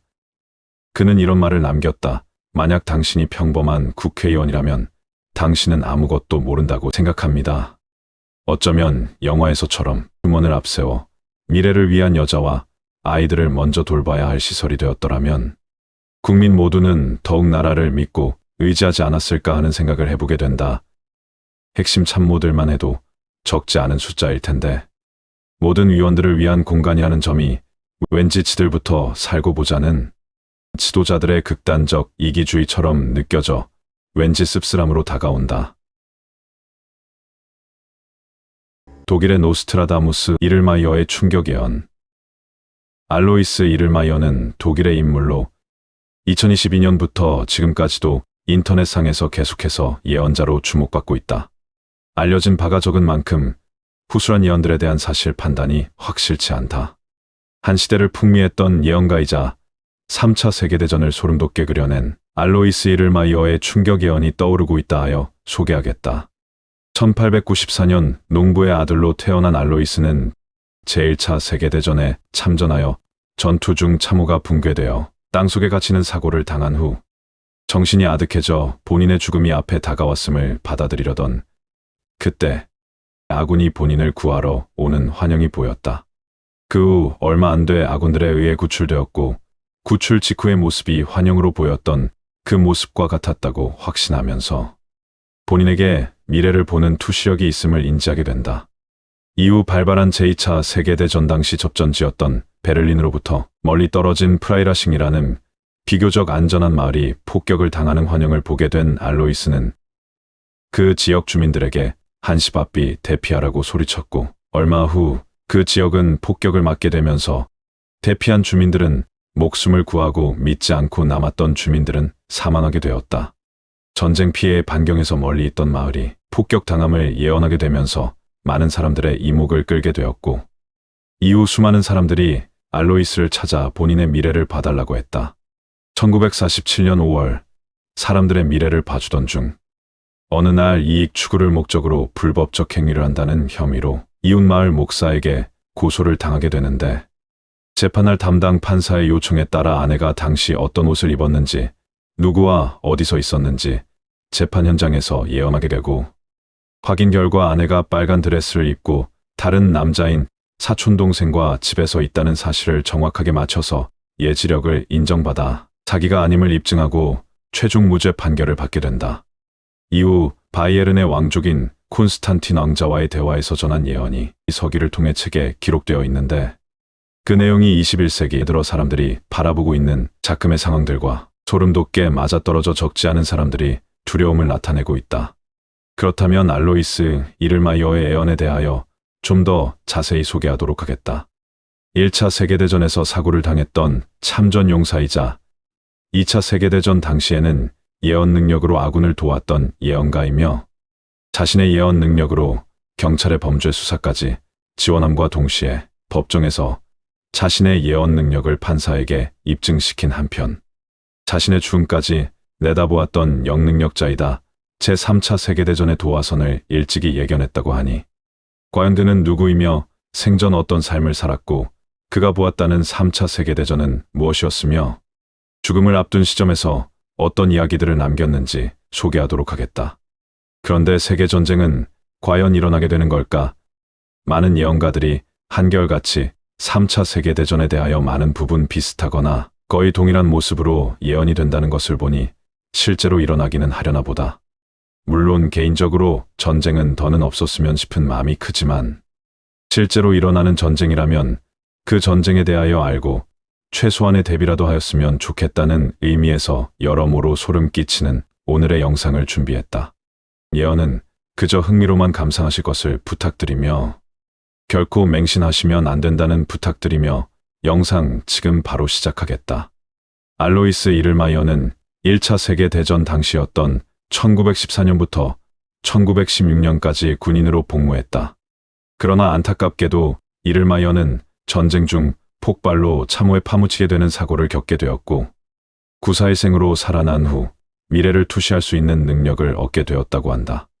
이후 1920년 그는 마리아라는 이름의 여성과 결혼하여 4명의 자녀를 키우게 되었고 결혼한 해에는 아버지로부터 농장을 물려받게 된다. 농업으로 생계를 이어오던 그는 자신의 예지력을 발휘해 1928년부터 수맥을 찾는 우물 건축업자로 일하기 시작했고 영적 능력을 바탕으로 주변 사람들에게 다양한 조언을 하기 시작하던 중 그가 예언가로서 본격적으로 이름을 떨치기 시작하는 계기가 생기된다. 1939년 발발한 2차 세계대전 때문이었다. 그는 해당 전쟁에서 연합군의 공습 지점들을 예언하며 적중시키는 한편 아군인 독일군 실종자들의 위치를 알려주며 전쟁에 크게 기여한 것이다. 이때부터 이를마이어의 명성은 입소문을 타기 시작하며 점차 많은 이들이 그를 찾아오기 시작했다. 주말에는 수많은 이들이 그의 가게 앞에 줄을 서기에 그는 자신의 예언 능력을 원하는 이들을 위해 작은 판잣집을 짓기까지 했고 이를마이어는 모든 것을 무료로 제공하는 대신 그저 이를 서비스라고 불렀다고 한다. 뿐만 아니라 그는 여러 범죄의 역학을 명확히 예언함으로써 여러 사건에 연루된 시신들의 위치와 범죄자들을 찾는데 도움을 주게 된다. 재미있는 것은 1947년 당시 그가 사기 죄목으로 총 7차례의 전과 기록을 얻게 되었다. 여기에는 어처구니 없게도 이를마이어가 자신에게 유리한 목적으로 투시를 불법으로 행했다는 혐의가 제공되기도 했고 이는 그로부터 10년 후인 1957년까지 바이에른 경찰의 형법에 따라 형사 범죄로 간주되었으나 재판이 진행되며 초기와는 다른 양상으로 흘러가게 된다. 고소인 7명 중 2명은 처음부터 이를마이어를 믿지 않아 고소했다고 주장했고 나머지 5명은 끝내 이를마이어의 해석이 옳았다고 주장을 번복하게 된다. 이 과정에서 일어난 사건으로 판사는 이를마이어에게 이런 말을 했다. 당신의 예지 능력은 과학적으로 불가능합니다. 이 일에 대하여 증명할 방법이 있습니까? 이에 이를마이어는 판사의 부인이 당일 입은 모습과 어떤 장소에서 무슨 일을 했는지를 정확히 정중시켰다고 한다. 결국 사기에 대한 유죄 판결은 무효화되었고 법원 또한 확실성에 결정할 수 없다는 이유로 이를마이어에게 무죄를 선고하게 된다. 뿐만 아니라 그가 행한 선의와 놀라운 능력을 증언한 많은 증인들의 의견이 크게 참작되었다. 이를마이어는 1959년 자신이 사망할 것이라고 말했고 실제로 간암으로 인해 숨을 거두게 된다. 그는 자신의 생애였던 1950년대 초반부터 자신이 죽고 난 이후의 일들에 이르기까지 수많은 예언들을 적중시키게 되는데 그 예언들은 다음과 같다. 1. 먼저 전례 없는 경제 회복이 있을 것이다. 이전에 없던 믿음의 타락이 뒤따른다. 3. 그런 다음 전례 없는 도덕의 부패가 일어난다. 4. 엄청난 수의 낯선 사람들이 나라를 범람한다. 5. 엄청난 인플레이션이 오고 지폐는 그 가치를 잃을 것이다. 6. 곳곳에서 혁명이 뒤따른다. 7. 그런 다음 밤새 러시아인들이 서부를 습격하고 이는 3차 세계대전의 도화선이 된다. 실제로 제2차 세계대전 이후 70년대를 넘어 전례 없는 경제 회복이 있었고 2차 바티칸 공의회 이후 1970년대부터 현재까지 해당 사건들이 있었으며, 즉 2000년대 초부터 전 세계적으로 난민 문제가 발생하기 시작했는가 하면 디플레이션이 폭발적으로 일어났고 수많은 국가들의 국내, 국외에서 혁명들이 이어졌으며 마지막으로 러시아인들이 우크라이나를 침공하기 시작했다. 물론 이들 중 상당수가 어디에나 갖다 붙일 수 있는 예언이며 상황을 명확히 캐치할 수 없는 모호한 표현이라는 것을 인정해야 한다는 점이다. 그렇지만 그럼에도 불구하고 이를마이어의 3차 세계대전에 관한 예언을 중점적으로 살펴볼 필요가 있을 것이다. 죽음을 앞둔 그는 3차 세계대전에 관하여 다음과 같이 말했다. 모든 것이 평화로울 때 새로운 중동 전쟁이 발발한다. 대규모 해군이 지중해에서 서로 대치하게 되고 양국 간에는 긴장감이 고조된다. 그러나 실제 전투는 발칸 반도가 불타기 시작하면서부터다. 나는 큰 사람이 쓰러지는 것을 보았고 그의 곁에는 피 묻은 단검이 놓여 있었다. 이후 두 남자가 세 번째 권력자를 암살한다. 이들은 각기 다른 사람들에 의해 고용되었으며 살인자 중 한 명은 작은 흑인이고 다른 하나는 키가 조금 더 크고 밝은 생머리를 하고 있다. 발칸 반도의 거주 중일 것이라 생각하지만 정확히 말할 수는 없다. 그리고 그 세 번째 암살이 일어나며 전쟁이 시작된다. 전쟁은 동틀 무렵인 새벽에 시작되어 빠르게 확전될 것이다. 농부들은 술집에 앉아 카드놀이를 하고 있고 창과 문을 통해 동쪽에서 온 검은 군인들이 보이며 첫 번째 고통은 북서쪽 블루워터에서 시작하여 스위스 국경으로 옮겨간다. 그런 다음 동쪽에서 온 대규모 군대가 베오그라드로 진군한 후 이탈리아로 이동한다. 그 후 세 개의 기갑 부대가 독일 서쪽 다뉴브강 북쪽에서 라인강을 향해 놀라운 속도로 전진한다. 대도시 프랑크푸르트에는 거의 아무것도 남지 않게 된다. 라인 계곡은 주로 하늘에 의한 공격에 의해 황폐하게 되며 독일과 유럽을 침공한 것은 러시아 군대다. 이를마이어는 권력자들이 암살당하는 것으로 3차 세계대전이 발발할 것이라고 예언했으며 이 말은 곧 유럽의 많은 지역이 러시아에 의해 공격에 받는다고 말했고 전쟁은 점차 확대되어 간다고 주장했다.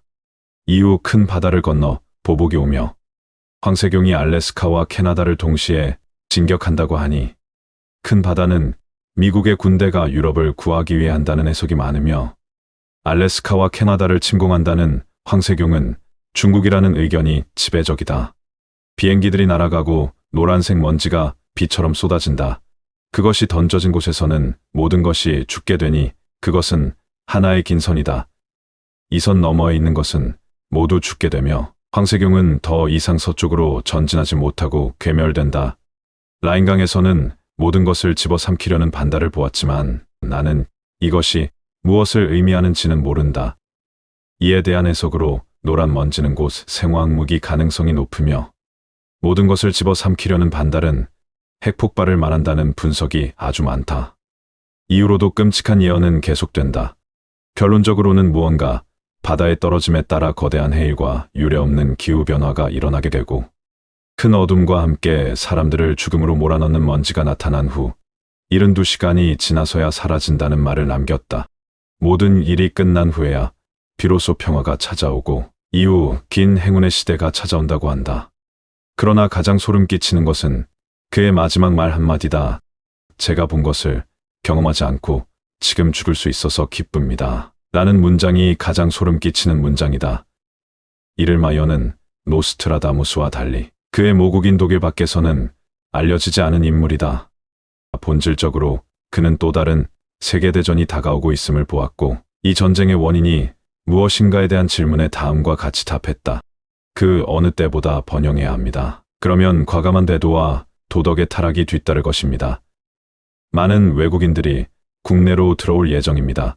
돈은 그 가치를 잃어야 하고 혁명이 뒤따라야 합니다. 동시에 러시아군은 서유럽에 공격하고 있습니다. 개인적으로 이 문구로 인해 이번 러시아와 우크라이나 전쟁에서 3차 세계대전이 촉발될 것이라고 볼 수 있는가에 대해서는 이해함이 들었다. 나토와의 이권 다툼을 빗대어 어느 때보다 번영한 순간으로 보일 수는 있을 것이고 이로 인해 도덕적 타락에 잇따를 것이라고 말할 수도 있을 것이나 대부분 잘 아시겠지만 이번에 두 나라 사이의 전쟁은 2010년대부터 지속되어 온 러시아와 서방의 갈등 끝에 일어난 결과로 여러 복잡한 이익 경쟁에 놓여 있다. 냉전 시대 당시 양 진영의 전선은 독일에 있었으나 현재는 폴란드와 벨라루스 쪽으로 옮겨졌으며, 이에 따라 러시아의 입장에선 서방으로부터 받는 위협이 오히려 증가한 상태이니만큼 더 이상 완충지대를 빼앗기지 않기 위해 필사적일 수밖에 없는 것이다.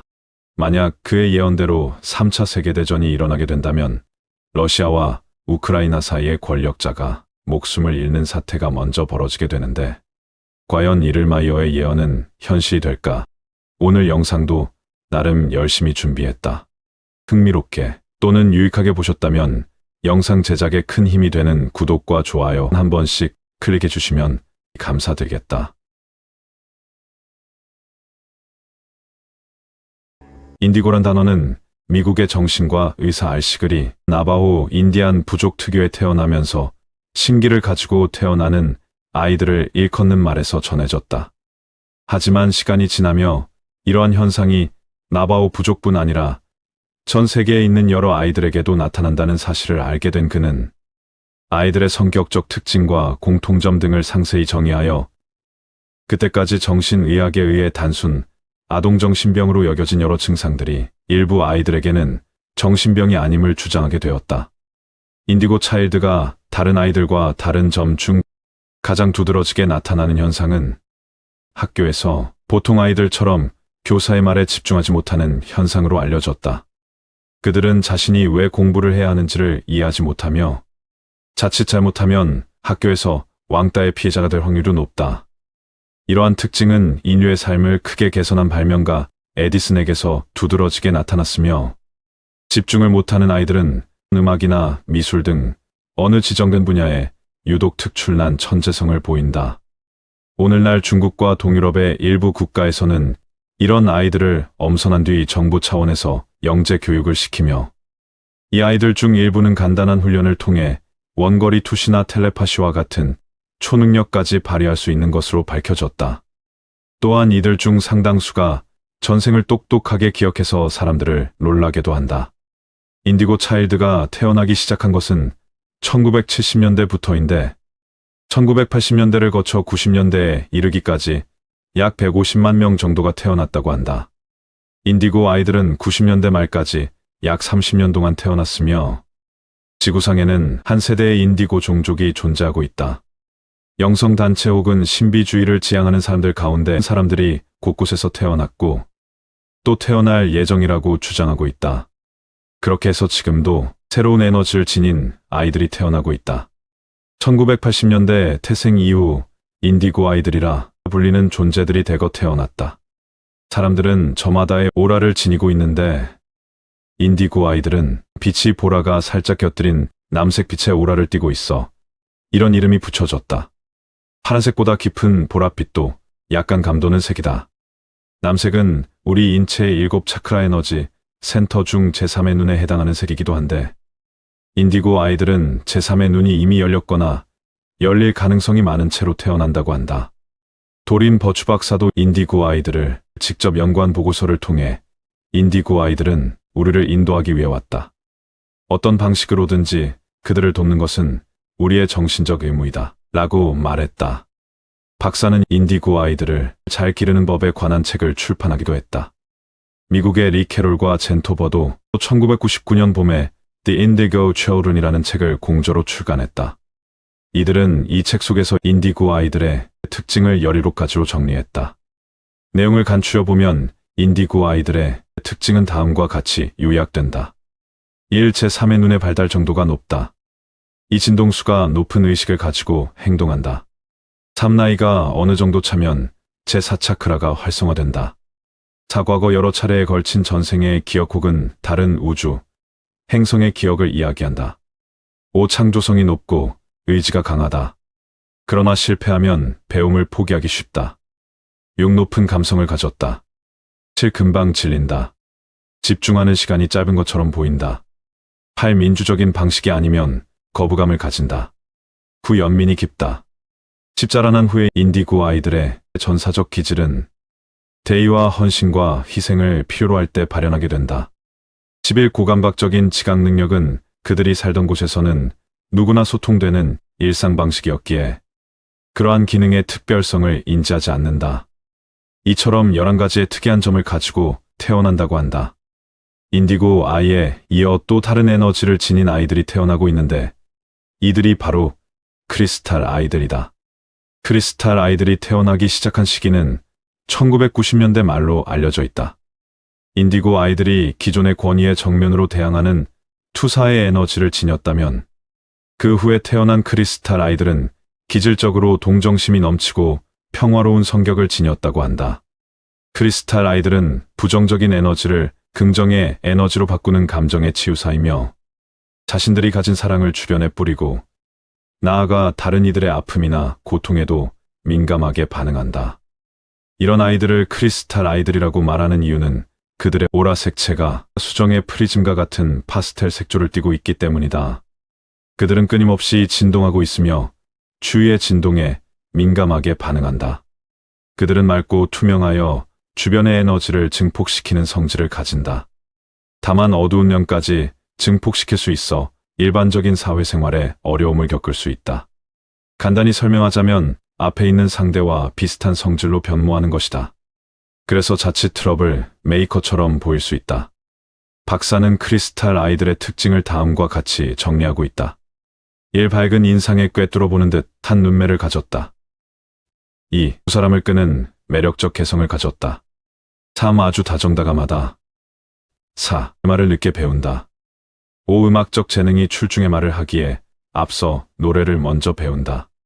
6. 의사소통을 하는데 텔레파시와 스스로 고안한 신호를 사용하곤 한다. 7. 자폐증이나 말, 더듬이로 진단받는 수가 있다. 8. 마음이 온건하고 귀엽고 사랑스럽다. 9. 남들에 대하여 관용스럽다. 10. 예민하고 동정심이 많다. 11. 자연과 동물들을 깊이 사랑한다. 12. 힐러, 요법가로서의 능력을 가졌다. 13. 수정과 보석에 흥미를 가지기 쉽다. 14. 다른 행성이나 우주, 다른 존재들, 전생에 관한 이야기를 자주 한다. 15. 예술성과 창조성이 대단히 높다. 16. 일반식 고다는 채식과 주스를 좋아한다. 17. 놀라운 평형감각을 가진 두려움 모르는 탐험가이다. 18. 군중에 민감해 뉴스를 보기 싫어한다. 19. 그들은 목에 자주 통증을 느끼며 천식을 갖고 있기도 하다. 20. 자폐증이나 아스퍼거 증후군으로 진단될 수 있다. 21. 온도에 민감하다. 인디고와 크리스탈의 성질을 모두 갖추고 태어나는 제5의 인종이 있는데 그들은 인디고 피플과 크리스탈 피플의 혼합이다. 이들의 배경이나 삶의 패턴의 공통성은 대체로는 부모나 가족과의 숙명적 끈이 짧고 생명의 끈이 그리 길지 않다는 점이다. 그러나 이들에게는 피를 나눈 부모보다 더 끈끈하게 맺어진 인맥이 있고 이들의 수명은 거의 대부분 그 무언가에 의해서 연장되는 기이한 일들이 많다. 인디스탈은 인디고적 에너지와 크리스탈적 에너지 양쪽 모두를 갖추고 있어 개인의 환경적 요인과 경향성에 따라 그 변이가 다르겠으나 양쪽의 세포적 형질로 인해 어느 한 시기가 지나면 내면적 균형에 따라서 매우 이상적이라 할 수가 있다. 어릴 적에는 인디고적인 성향이 두드러지다가 자라며 크리스탈적인 성향이 나타나고 다음 그 양쪽의 성향이 그들의 타고난 수면 습성과 함께 골고루 섞이게 된다. 이들 또한 태어나기 전 정보가 부모에게 미리 전달되고 지상에서 합의된 인연이 기다리고 있다. 이 탄생을 알아보고 기다려온 그들은 이들에게 개인 교사격이다. 가족, 그 이상의 고리가 연계되어 있다. 이들의 관계는 목적과 소명을 띠고 있어 예로부터 스승과 제자의 사이에 많이 존재해왔다. 인디스탈은 본인도 모르는 초상 능력이나 현상들이 자주 출시되며 타고난 고감각적 지각과 재능들을 갖추고 있다. 재밌게도 이들은 대체로 내면이 바쁘다. 지나치다 싶을 정도의 왕성한 호기심으로 어릴 적에는 일반 어른으로서는 감당이 안 되며 호기심으로 묻는 이들의 질문은 학교에서도 가르치기가 힘이 든다. 저항감이 강하고 궁금한 것에 대해서는 식음을 전폐하고 물고 늘어지는 속성이 있어 부모가 이들의 어리둥절한 요구를 받아들이지 않으면 안 되게끔 이들은 상황을 몰고 가기도 한다.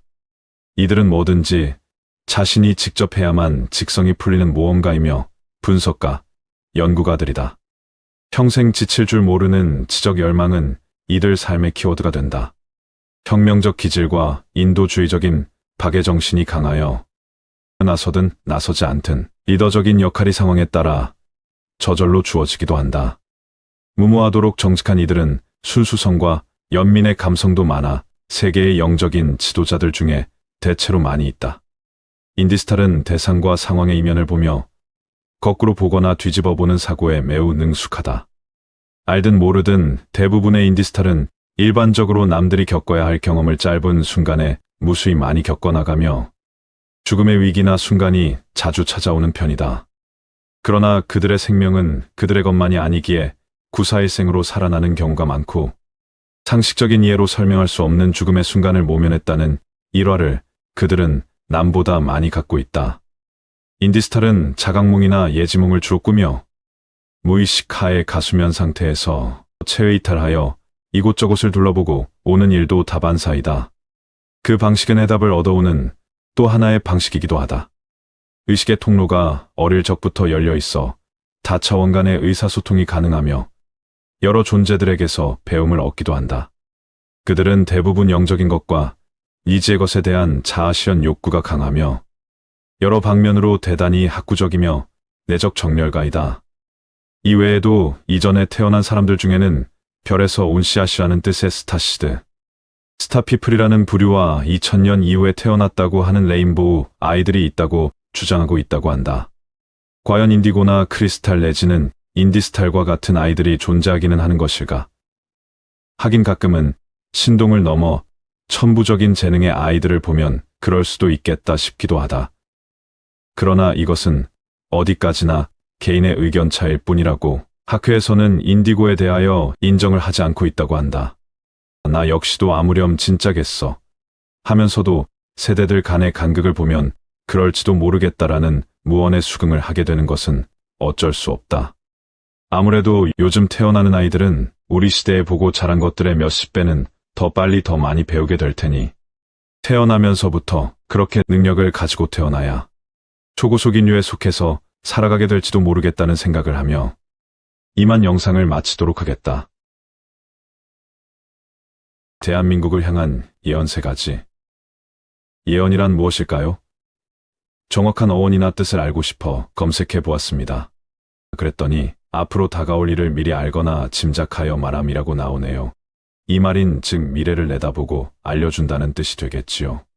허나 여기서 중요한 것은 짐작하여라는 단어가 아닐까 합니다. 말 그대로 확신하다가 아닌 짐작한다라는 뜻처럼 제가 소개하는 예언가들의 예언이 틀렸다고 하여 그들을 사기꾼이나 시대를 희롱하는 아첨꾼으로 몰아가서는 안 된다는 생각을 해봅니다. 늘 강조하듯이 그냥 심심풀이 땅콩으로 여기시고 너무 깊게 빠지시는 분이 없기를 바라며 시작하겠습니다. 자, 그럼 시작해보겠습니다. 여러분들은 미래에 대한 예언을 얼만큼 신뢰하시나요? 물론 믿고 안 믿고는 개인에 따른 것이라 하겠지만 그래도 대부분은 어느 정도 믿고 계시지 않을까 하는 생각을 하게 됩니다. 많은 사람들이 어쩌다 한두 가지 맞았을 뿐 그다지 신비롭다 생각하지 않을 수도 있겠지만 세상에는 우리가 미처 생각지도 못할 수많은 능력을 가지고 태어나거나 살아오면서 겪는 온갖 체험들로 상상할 수 없는 능력을 가지게 되는 경우도 실제 존재한다고 합니다. 대표적인 예를 든다면 뇌사 상태에 있다가 깨어나는 경우, 아주 가끔은 내세를 경험하기도 하고 유체 이탈로 그 시각의 주위에서 벌어지는 일들을 생생하게 목격하기도 하고 더 나아가 신체의 변화와 더불어 예지력이나 치유의 능력 내지는 일반 사람들이 할 수 없는 특별한 천재가 되기도 합니다. 물론 제가 소개해드리는 예언을 맹신해서는 안 되겠지만 혹여라도 발생할 수 있는 징조와 예언을 참고하여 앞으로 다가올 환란을 지혜롭게 대처할 수 있기를 바라는 마음으로 다양한 예언, 특히 대한민국의 미래에 관한 예언들을 준비했습니다. 그러니 편하게 봐주시길 부탁드리며 지금부터 여러 예언가들이 남긴 대한민국에 대한 미래 예언 3가지를 살펴보도록 하겠습니다. 가장 먼저 첫 번째 예언입니다. 구글이 세계 최고의 미래학자로 선정했다는 토마스 프레이. 미국 다빈치 연구소 소장의 미래에 대한 예언을 먼저 알아보도록 하겠습니다. 미래학 싱크탱크인 다빈치 연구소 소장이자 구글이 선정한 최고의 미래학자로 알려진 토마스 프레이는 한국에서 개최된 여러 행사에서 참석하는 등 국내에도 잘 알려진 미래학자입니다. 미포춘지 선정 500대 기업, 임직원 등 우리 사회 다양한 기업가와 리더들에게 미래에 대한 분석, 전망 및 비전을 전하고 있으며 그가 전한 영감이 다양한 신제품 개발의 도화선이 되었다는 이력에서 미국 언론은 그에게 발명의 아버지이라는 별명을 지어주기도 했습니다. 국내에는 2015년 KBS에서 방영된 오늘 미래를 만나다에 직접 출연하여 미래와 일자리에 대한 분석과 전망을 내놓기도 했습니다. 특히 이 기술의 변화가 가지고 올 우리 시대의 일자리에 대한 관심으로 국내에서는 주요 국제 행사의 기조연사로 참여하여 기술, 교육, 창업 등의 분야에서 뛰어난 인사이트를 전하고 있습니다. 변화에 대응하는 우리의 가장 우선적인 자세로 교육을 꼽은 토마스 프레이의 한국에 관한 예언에 대하여 좀 더 소개하도록 하겠습니다. 미래 사회에 대한 깜짝 놀랄 만한 사회상을 제시하는 인물 중 하나인 그는 과거 IBM 엔지니어로 재직하면서 270여 차례 이상 디자인과 기술 분야에서 수상을 하는 대단한 성과를 올린 인물로 미래 예측에 대하여도 전문가라고 불리는 전설적인 존재라고 합니다. 그런 그가 2030년 내에 전 세계 일자리 30억 개가 없어지고 500대 기업 절반이 문을 닫을 것이라고 전망한 바 있다고 합니다. 그가 대한민국은 앞으로 무궁무진하게 성장을 할 것을 예측하며 많은 관심을 받았습니다. 그의 미래 예언을 더 살펴본다면 한반도의 향후 10년 안에 통일을 이룰 것이며 더 나아가 중국까지 진출할 가능성이 높다고 얘기했습니다. 미래학의 아버지로 불리는 토마스 프레이는 현재가 미래를 만드는 게 아니라 미래에 대한 비전이 현재를 만든다고 말했습니다. 또 예측 불가능한 세상에서 미래의 비전을 세우고 새로운 시대를 대비해야 한다고 주장했습니다. 그렇다면 그가 전망하는 2030년은 어떤 모습이고 우리는 무엇을 어떻게 준비해야 할까요? 두 번째로 소개할 예언은 병을 고치고 미래에 대한 소름 끼치는 예언으로 유명한 신디 제이콥 선교사의 예언입니다. 기독교계의 세계 3대 사역가 중 한 분으로 수많은 성도와 믿지 않는 사람들에게까지 존경을 받고 있는 그녀는 피터 와그너 박사의 중보사역자로 모든 나라에서 기도운동을 일으키기 위해 사역하고 있는 국제기도목회인 세계의 장군들의 창설자이자 대표이기도 합니다.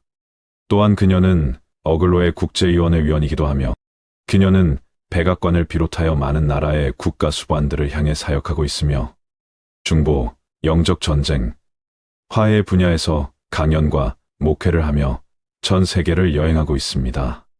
저서로는 대적의 문을 취하라. 내 말을 내 입에 두었노라.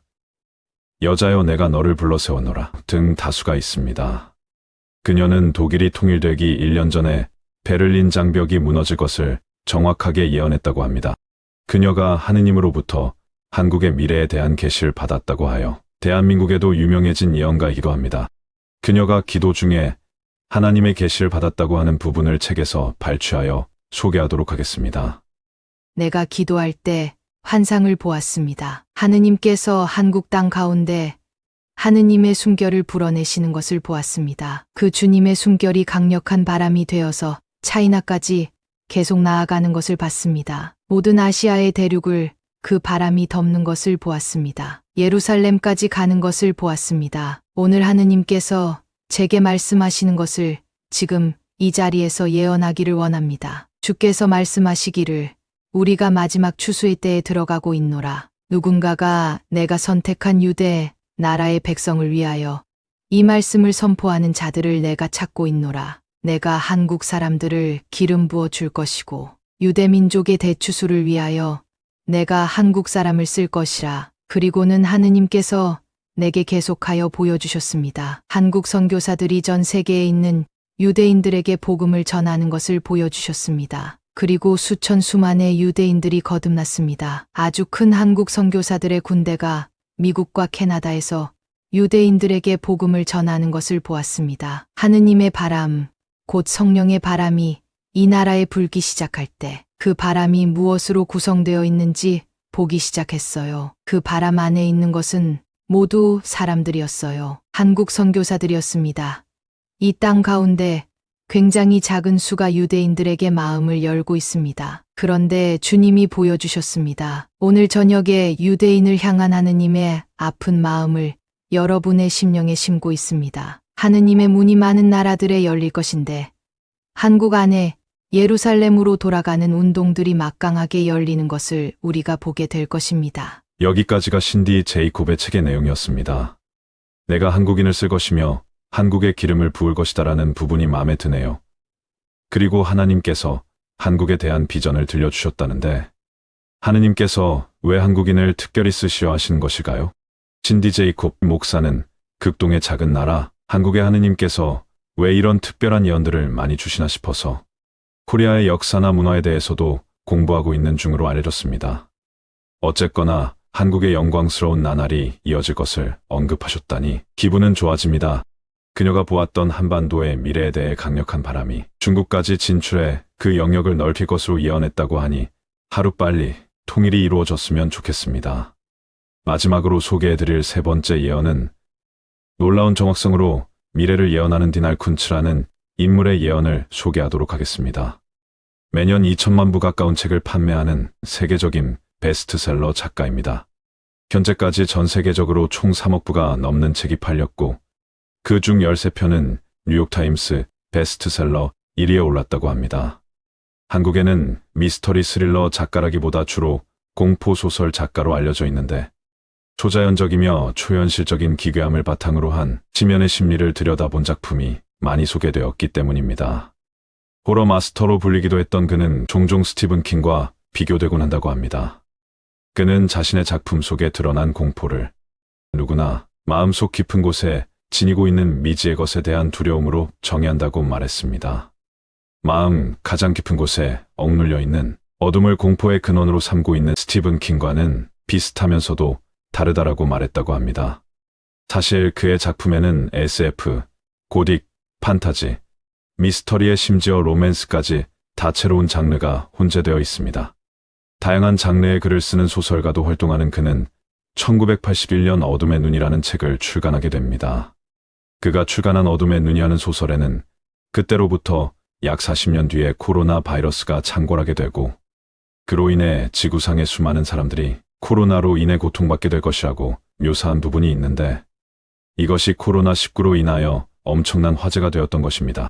심지어 어둠의 눈이라는 책에서는 바이러스가 퍼진 장소를 중국 우한이라고 정확하게 명시하며 우한 400이라는 인공 바이러스가 중국 연구소에서 만들어진 것이라는 주장을 펼쳤는데 놀랍게도 그가 소설에서 예측한 일들은 현실에서도 그대로 일어났기 때문에 책을 쓰는 예언가로 취급되기도 했습니다. 그럼 책의 내용을 일부 발췌해서 올려드리겠습니다. 그 물질은 우한 내곽에 있는 DNA 제조합 연구소에서 개발되어 우한400이라는 이름이 붙었소. 그 연구소에서 만들어진 인공 미생물 중 400번째로 개발된 독자 생존이 가능한 종이었기 때문이오. 소설 속 바이러스의 이름으로 국내 출간 전부터 소문이 무성했던 딘 쿤츠의 어둠의 눈의 일부입니다. 코로나 예측이 성공하면서 그가 향후 내놓을 소설에 대해서도 많은 이들의 관심이 폭발했습니다. 최근 그가 새로운 소설 출간을 앞두고 있는데 어둠의 눈과 마찬가지로 미래 사회에 대한 전망을 다루고 있다는 소식과 함께 책 안에는 깜짝 놀랄 만한 내용이 담겨져 있다고 하는데 2045년에는 대한민국이 초강대국으로 묘사되고 있다는 점과 중국, 일부 지역 정확히는 만주, 동북 삼성 지역과 연해주에 이르는 영역을 한국이 장악하고 있다는 묘사가 등장했다고 합니다. 마치 짝이라도 한 듯이 많은 예언가들이 예언했던 부분과 많이 비슷하다고 느끼게 됩니다. 한국의 영토가 확장된다는 예언이 하루빨리 실현되기를 바라봅니다. 오늘은 이렇게 한국의 미래에 대한 예언 3가지를 소개해드렸습니다. 늘 강조하고 또 강조하는 부분이지만 예언은 그저 심심풀이 땅콩으로 여기시라는 말씀드리며 오늘의 영상은 이것으로 마치도록 하겠습니다. 감사합니다. 드디어 풀린 마이산의 전설. 오늘 소개해드릴 영상은 우리나라의 명산 중의 명산인 진안의 마이산에 대하여 소개하도록 하겠다. 전라북도 진안군에는 특이한 모양의 산이 하나 있다. 바로 마이산이다. 거대한 암석으로 된 봉우리 2개가 불쑥 솟아오른 모양이 마치 말의 귀를 닮아 한자인 말 마의 귀 이를 붙여 마이산이라 불리는 한국의 명산이다. 얼핏 보면 마야의 마추픽추가 연상될 만큼 독특한 형태의 이 마이산은 말 그대로 영험함을 지닌 아주 특별한 산이다. 자료를 구하다 아주 재미있는 전설이 하나 있어 가볍게 소개하고 시작하겠다. 먼 옛날 죄를 짓고 하늘에서 쫓겨난 산신 부부 이야기다. 산신 부부는 인간 세상에서 두 아이를 낳고 기르며 오랜 시간 동안 속죄의 시간을 보내라는 벌을 받게 되는데 드디어 세월이 흐르고 천상으로 갈 수 있는 기회가 생겼다.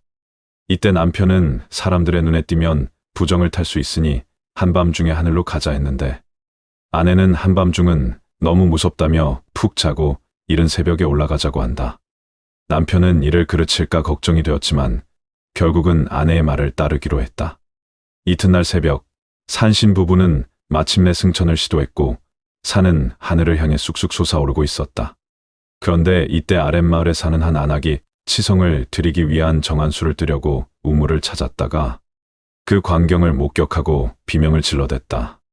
이 소리에 부정을 탄 산신 부부는 그 자리에서 굳어 암수마이봉이 되었다고 한다. 그래서일까? 지금의 암마이봉은 고개를 떨군 채 후회하는 듯한 형상을 취하고 있다는데 이는 보는 각도에 따라 모습이 천차만별이고 또 보는 이의 시각에 따라 달라질 수 있어 해석은 제각각으로 할 수 있다.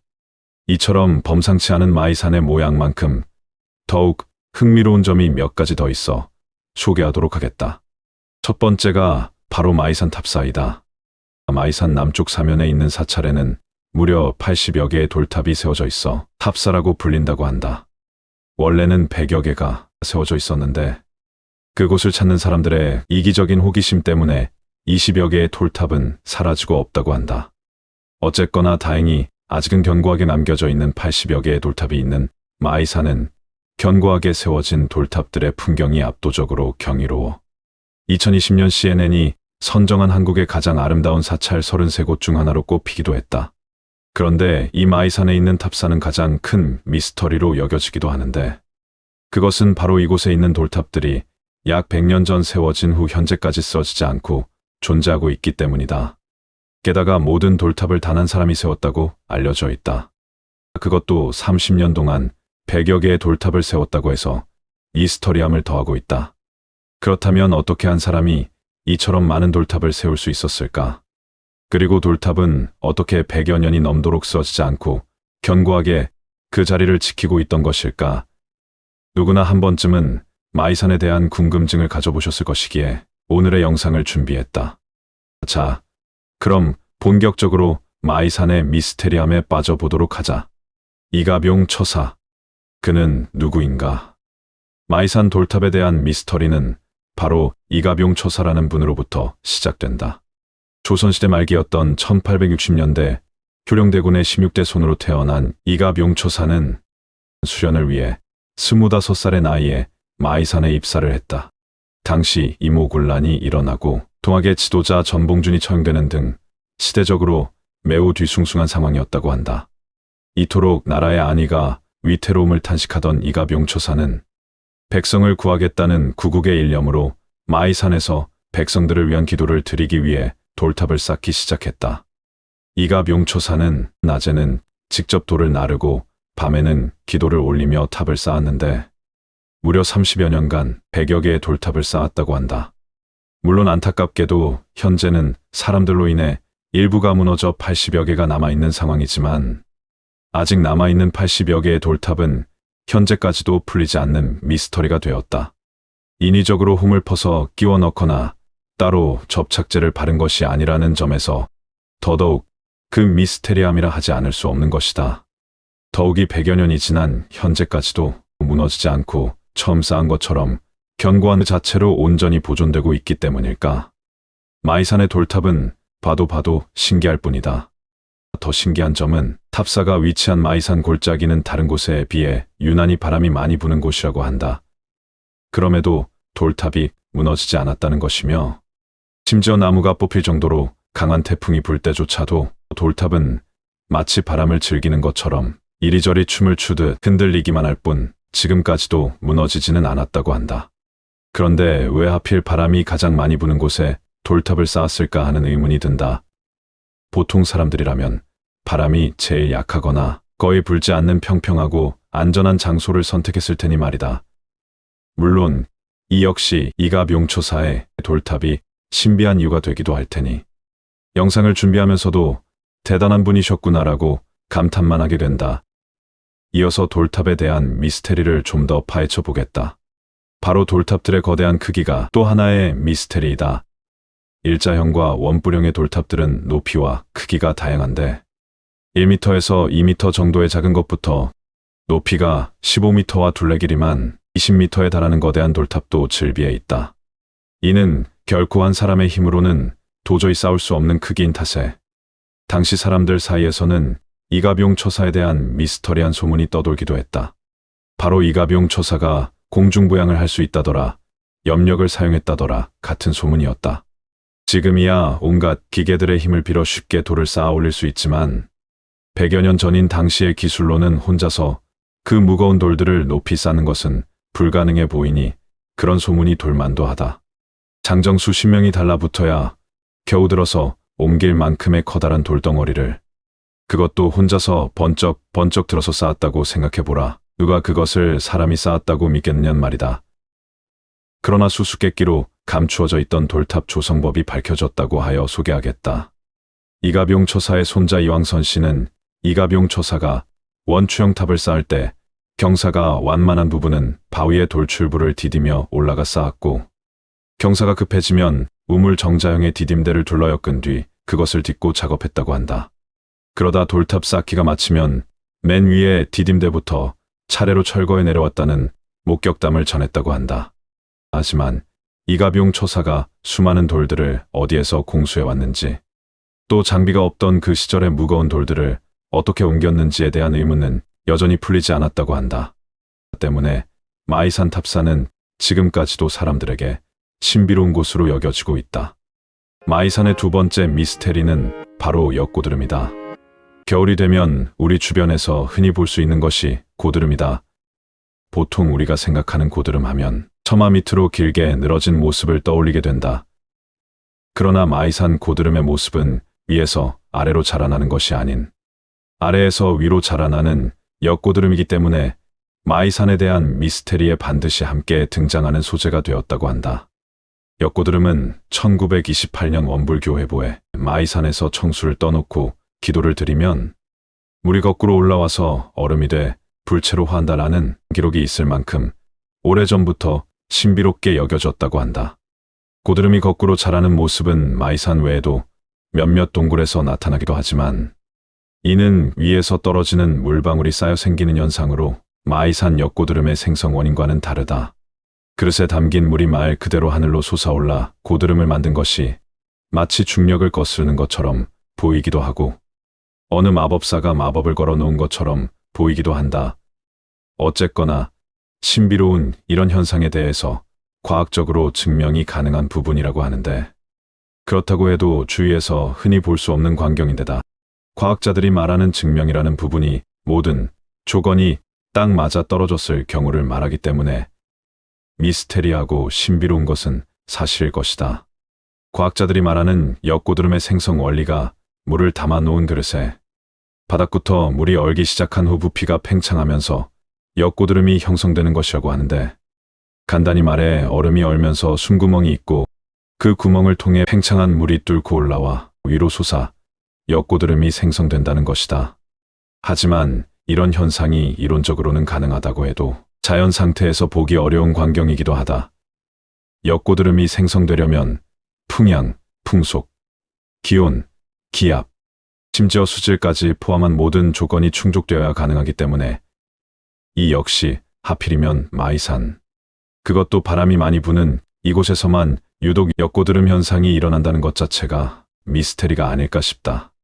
그리고 이 신비로운 모든 조건이 마이산 탑사에서는 충족돼 역고드름을 볼 수 있는 것이기에 이처럼 흔치 않은 광경들 탓에 CNN이 한국의 가장 아름다운 사찰 33곳 중 한 곳으로 마이산을 꼽으며 돌탑과 함께 역고드름을 미스터리 대상이라고 소개하지 않았나 싶다.